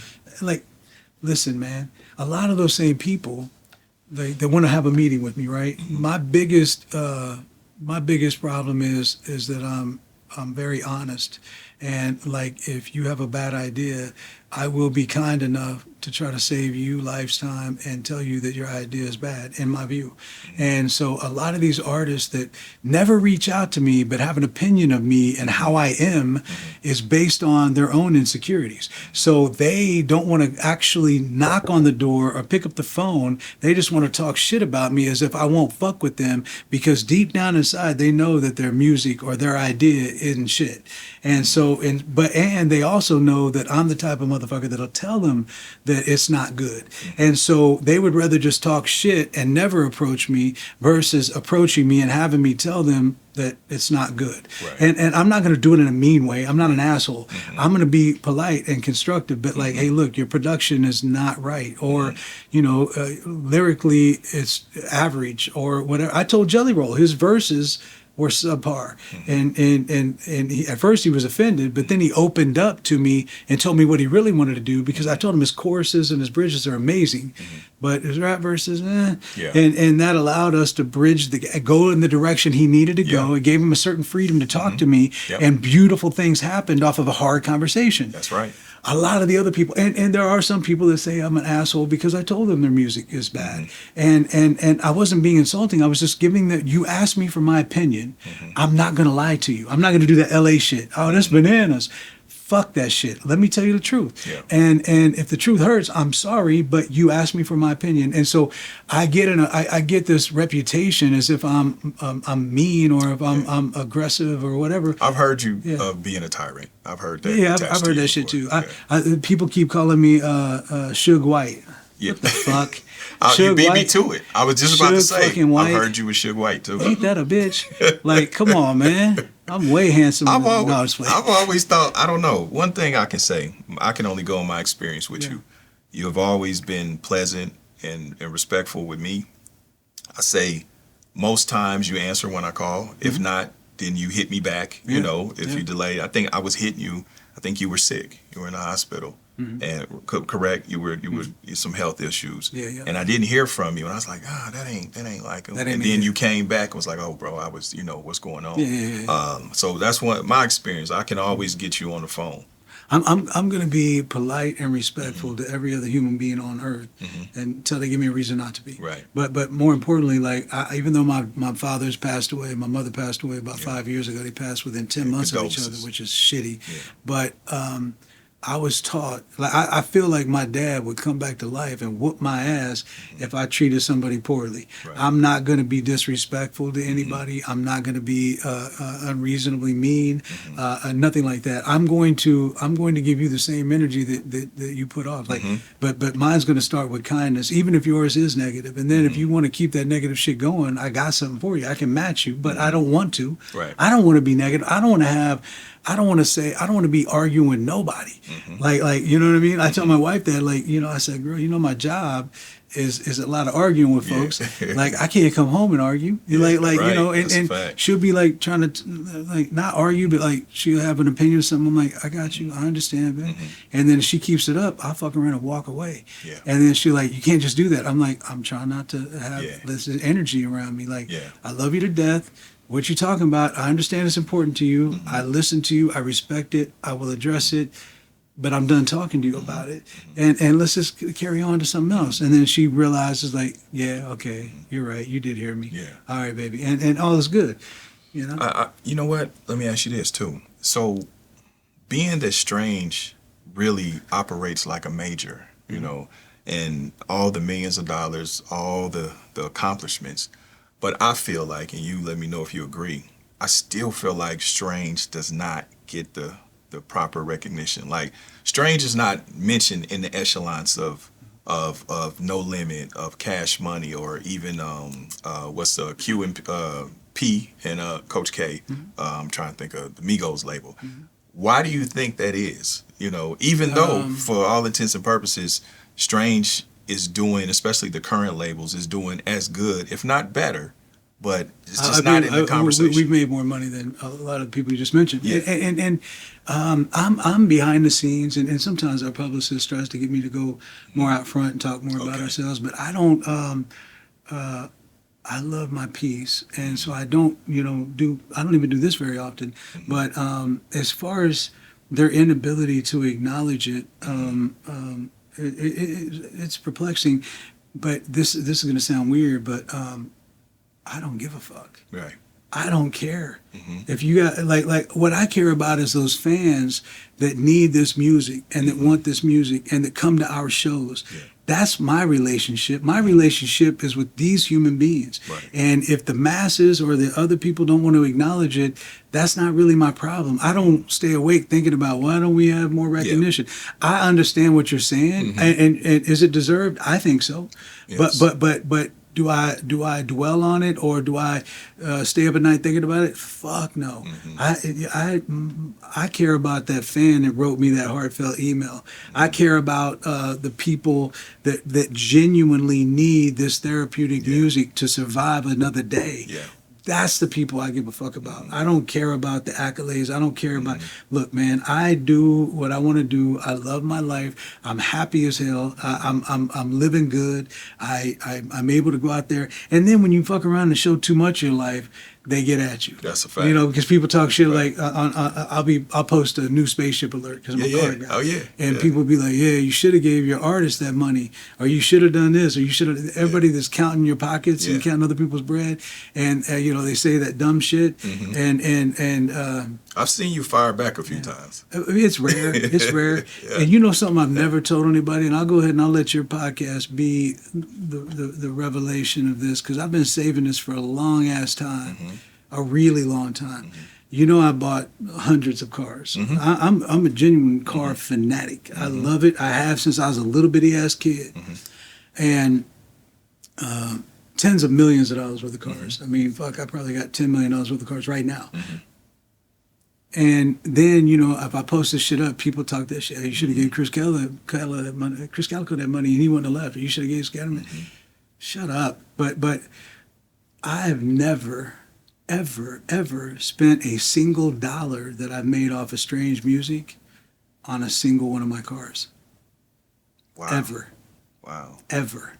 So that's from the other businesses. Real estate mainly. Real estate, yeah. My real estate development company. Yeah. I've never, and I did it, you know what? It started off as me having a few cars here, like in the Double XL interview way back in the day when Wayne was like tripping and shit. It started off then because I was like, oh fuck, people really do think that all these cars are because of the music business. And guess what? That's okay. You know, if an artist needs the you know, the owners of the music label to have some fucking nice cars and they think that whatever y'all want to think, it's cool, man. Like if you, I hope you just love cars, but whatever your perception of what it is I'm doing, that's cool. But not a single car ever in my personal collection has been bought with $1 from my venture at Strange Music. Wow. Well, there it is. So Ever. So basically, he's saying y'all can shut the fuck up. Yeah, I mean, you know, and I said, I did a PSA, I don't know, a few months ago, maybe a year ago now, where people kept talking shit about the cars. So I did a little PSA on Instagram. I saw it. And I broke it down for them. Like, look, man, I don't tell y'all what to do with your money. That's right. I saw that. I love cars. I you know, I've loved cars my whole life. I got more cars on order, and I'm gonna keep buying cars because that's what I love. You know. What's your favorite? I know you got a lot, but what would you say are your top 3 favorite cars? Luxury, Rolls Royce Cullinan. If I want to go real fast, I had a McLaren Senna. I just sold it because I don't want to own that shit out of warranty.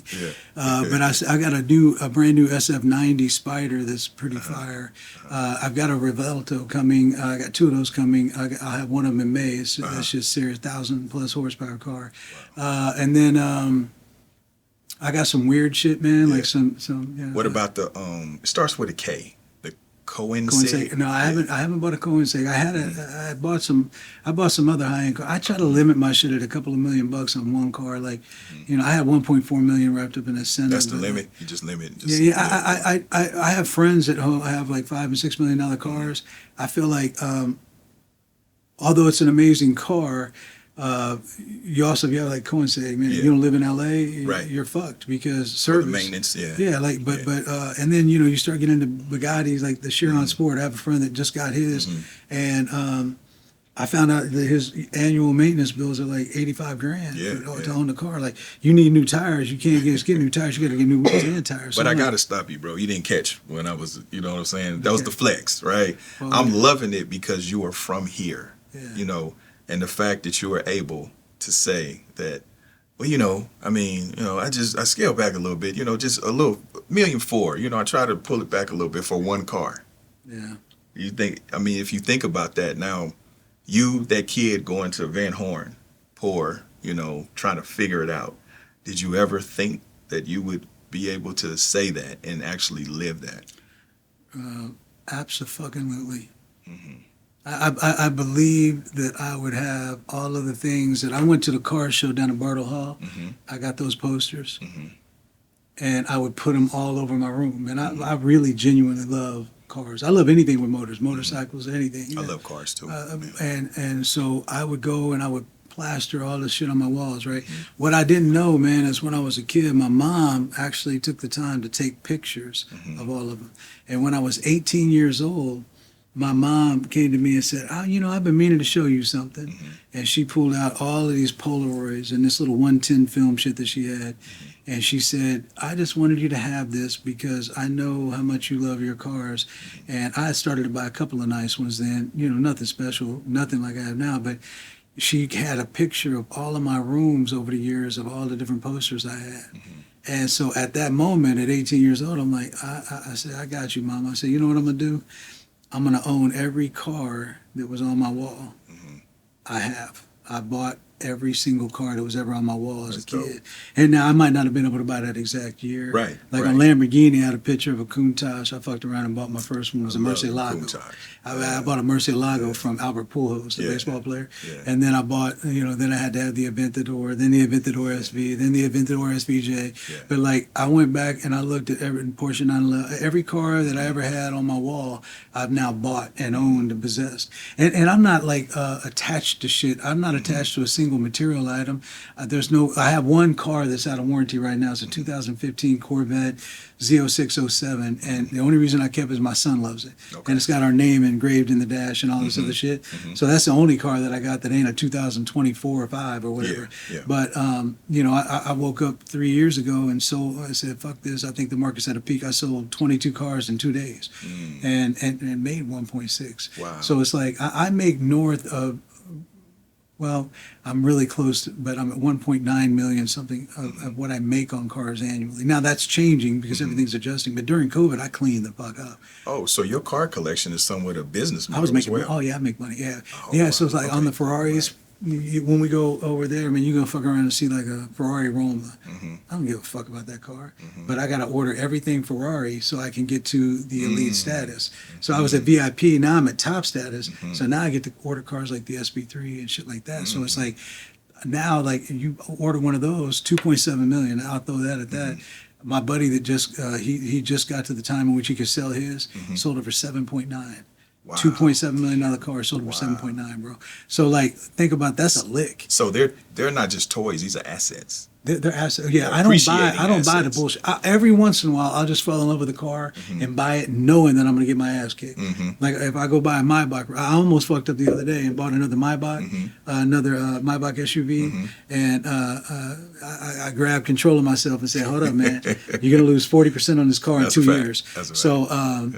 and then I went back. The guy called me. He's like, "Trav, I'll sell this to you under sticker." I'm like, "Yeah, not 40% under." Yeah. So I saved myself there. But like every once in a while, I have to, I just bought a damn Dodge Charger Stage 2, all electric, and I'm not gonna make no money off that car. Right. It's just- But goddamn, it's cool. It's fun. Yeah, it's fun and it's cheap. It's like 80 grand or something. I don't know. It's not. I got 2 Volkswagen ID buses. Like the little mini beach buses. Volkswagen used to have. Yeah. I got 2 of the new ones. I'm turning one of them into a Lilo and Stitch mobile for my son. But some of the shit you just gotta have fun with. Yeah, you got to live. You have to balance. You work hard for it, so you got to balance. How do you balance, or how difficult is it for you to balance all of these responsibilities, artist, business, and still be husband and father? I used to be really shitty at it. I didn't know how to take a vacation. I was the type of dude that would fuck around and take my family to Disney World and be on the phone the whole Doing time. this. Yep. On the phone the whole That's time. me. The whole time. So I was really horrible at it. The only saving grace is that I have the most amazing wife on planet Earth. She knows me. We've known each other since we were 14 years old, and she tolerates me. I don't quite know why or how or what the fuck she's thinking, but she does. And I thank God for that, because without her I wouldn't be shit. But I do realize that I owe her a lot, and so I give her more now than I've ever given before. And I finally learned how to take vacations. I'll still fuck around and wake up an hour or two early. You know what I mean? You sneak I'll and still, do it. I'll still fuck around and be like, "Hey, I'm gonna run down and get a Right. coffee," and Yeah. you know what I mean? But I try not to disrespect her or my son or my daughters, and I try to give them that time. But I was really bad at it for a lot of years, and that's one of the things, man. Like having a successful relationship while being an entrepreneur at this level is incredibly difficult, and not very many people do it very well. And I wanted to buck that trend too. I wanted to be a great provider and a great husband, and so I do my best. I think she likes me. You think so? What I'm saying? Since 14. Yeah, she's still, it's still. Your story is a lot like mine. I've been with my wife since I was 15, Yeah, and I say that all the time. I'm like, man, she's literally the wind beneath my wings. Yeah. Like, I'd probably be dead or in jail if it wasn't for her. And I think it's probably what you would say. Our women are too good for us. Oh, Much by too far. good. Yeah. Oh yeah, I don't know how the fuck I did this. Me neither. I don't know how I pulled this one off. Every man. now and again, I'll look at her and be like, I don't know what the fuck you was thinking, but Dude, we here. Yeah.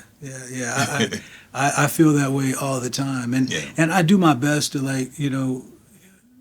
I realize the material items aren't shit, but I would travel so much. Every time I leave, I come back with a new Louis bag or something. Yeah. And now she got like, I think I just counted them recently, just for shits and she got over 300 Louis Vuitton. Oh man, my wife gonna see this pressure, bro. Yeah, no, it's bad, man. It's if you pressure. ever go to the purse and shoe room, don't ever bring your wife to my house, man. Yeah, my 'cause, wife gonna be like, "What trash?" No, it's bad, but you know, I try to do things like it's my way of making up for it. Although I know, and she loves them, and she gets giddy about it, but she don't give a fuck. Yeah. She wears the same like 3 or 4 purses all the time, or 2 purses or whatever it is, and yet she's got like these amazing bags. And she goes, "I like the way they look in there." I'm like, okay.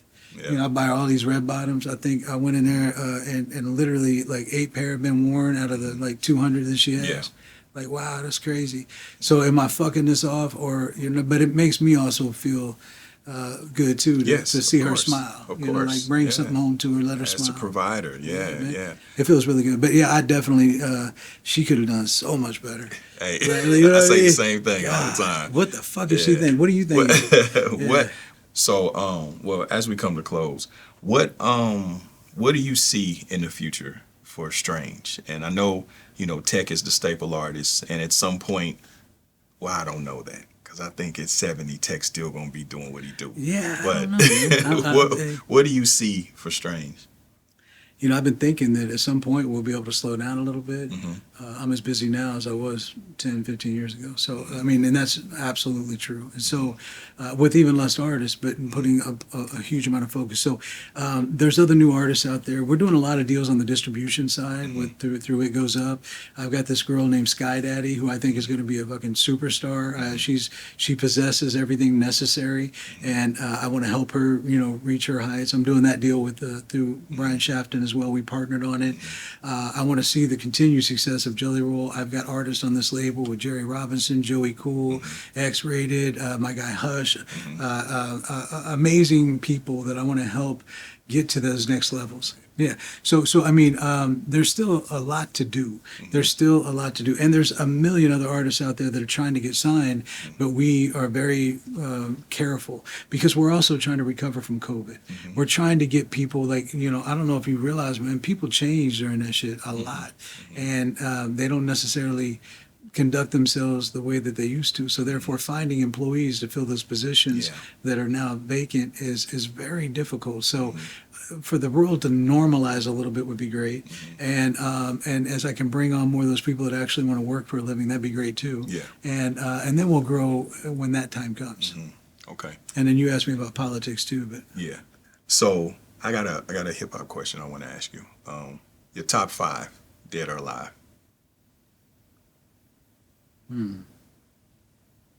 Shit. Oh man, I'm such a fan of so much music, right? Tech can't be on the list. He can't be? Because I put him up on, he's in my top 5. Okay, for go real. ahead. No, Go he ahead. is in my top Go 5. In no specific order of top 5, man. I was always a huge Tupac fan. I just was. I believe group-wise, I think NWA was one of the most important groups that could have been. But Ice Cube is unbelievable, like really unbelievable. Man, I like Biggie Smalls a lot. I appreciate the fuck out of. I mean, I would end up going back to Kool Moe Dee and stuff like that too. Like honestly, but Wild West. yeah, I have a hard time picking the top 5. Man, I'm such a huge fan of music and of storytelling, and I believe that there's a lot of talented people out there. Just to, you know, I mean, I think lyrically Eminem is untouchable. Nobody has wordplay like that dude.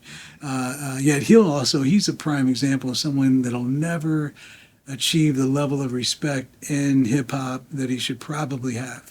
That's just the truth. You know what I mean? I think Kendrick Lamar is amazing. And this is where I'm on both sides of this because I think Drake is an amazing artist, an amazing songwriter. And I think the dude is a huge part of hip hop culture. I seen somebody arguing with you one time. It's probably Glasses punk Yeah, ass. it's Glasses Malone. Glasses, yeah. I love Glasses. Yeah, Me and him Glasses, talk that's so the much homie. shit to each other. Yeah. I put him on tour with us at one Yeah. time too. But he said that Drake wasn't a hip hop artist. I firmly disagree. I think that Drake is absolutely a hip hop artist. So I have appreciation for the songwriting and storytelling of a lot of different people. DMX was high on my list too, bro. Yes, like, yes. Rest in peace. I miss that dude. I used to talk to him regularly. Man, I mean, I'm missing 100 of them, but you know, but okay. That's a solid list. That's a solid list. I like a lot of different things for a lot of different reasons. You know, That's solid. Real quick, kind of coming to double close.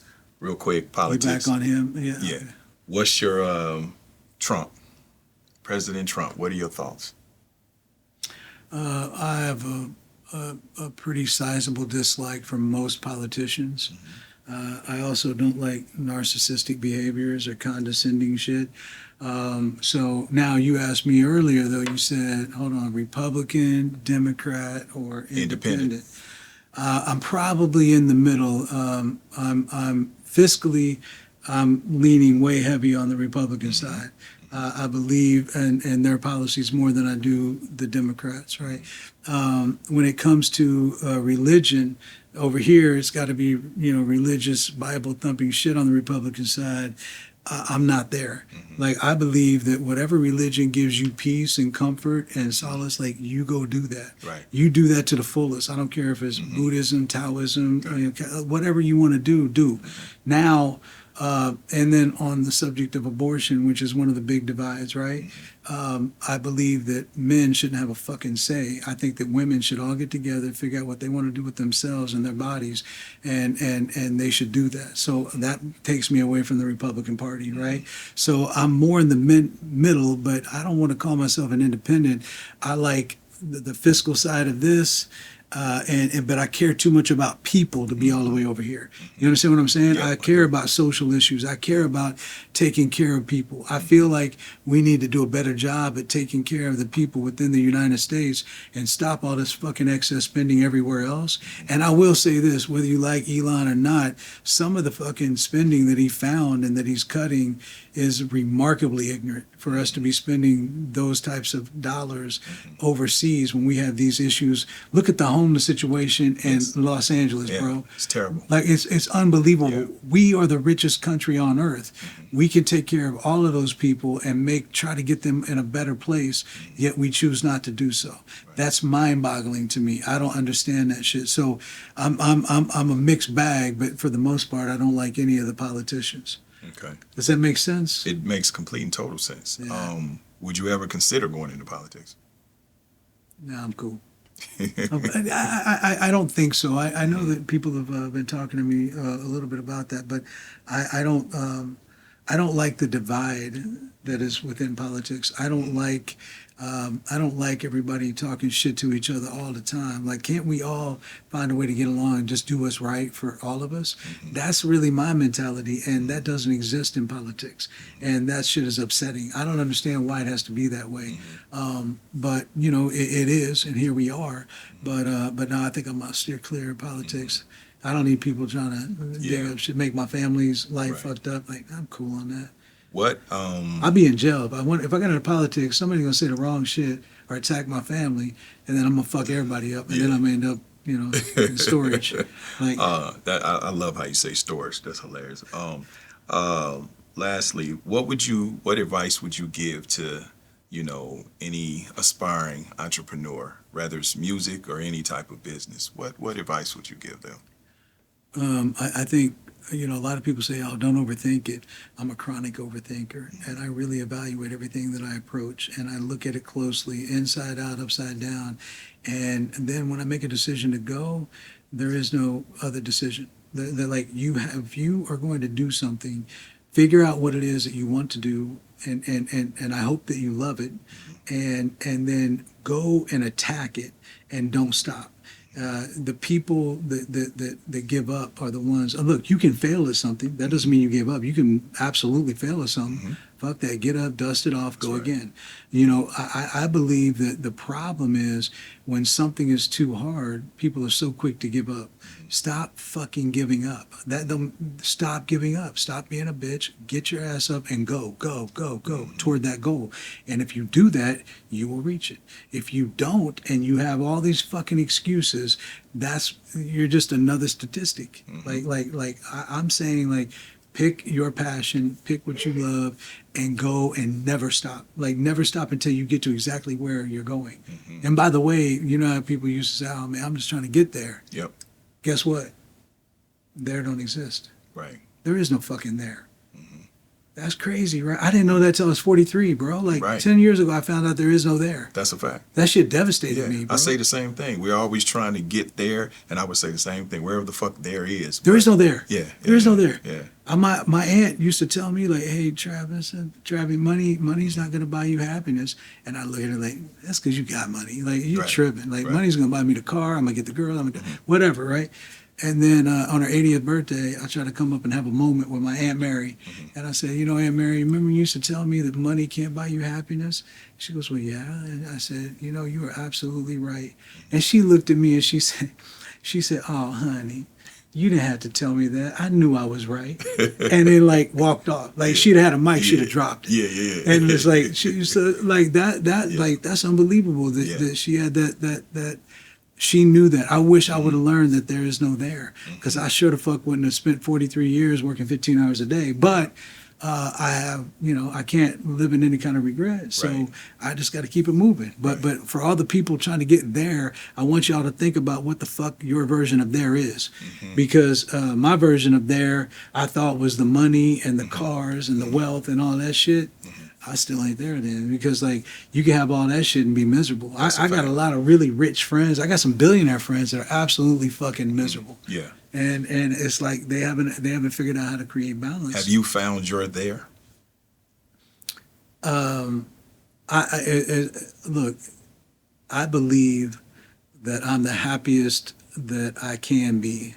And I have a beautiful wife, beautiful daughters, beautiful son, and they're happy, and that's all that fucking matters. So if that's my version of there, are my kids and my wife happy, and they are, and that is my version of there. Nothing, like, if we go toward this shit, this stuff is it's important to me, but it can all be gone tomorrow and it ain't gonna change nothing.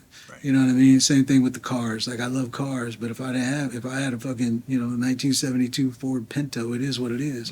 I just hope I don't get rear-ended because some bitches blow up. But anyway, like, yeah, I mean, I just realized how unimportant money is. Isn't that crazy to say out loud? Yeah. Like, I don't give a fuck about money. No, I get it. I mean, I haven't touched the money clearly that you've touched, but I've touched my share of money, and I tell people that too. Like, once you've had things and you had a little bit of money, it's not a big deal to you. You know, it doesn't. It's a very false sense of, you know, like, every time I get a new car, I'm happy for about 38 minutes. Right. Like I feel a certain feeling of elation for a short period of time while I'm taking the initial photographs, and then I drive it, I love it, but then it becomes a quick fade to damn. Yeah. Now I got to make sure that motherfucker gets washed and put up. Like, you know, it's just another liability. I want to own the cars. I don't want the cars to own me, and that's what I felt like 3 years ago when I went in and sold a bunch of them. But, like, I want to make sure that material things are not, like, what dominated my world, you know. And other than this, you know, like, I got a polo sweatsuit on. This is probably the most expensive. I got some nice clothes, Robert Graham's. My daily is a fucking black T-shirt and a pair of, like, joggers or a pair of shorts.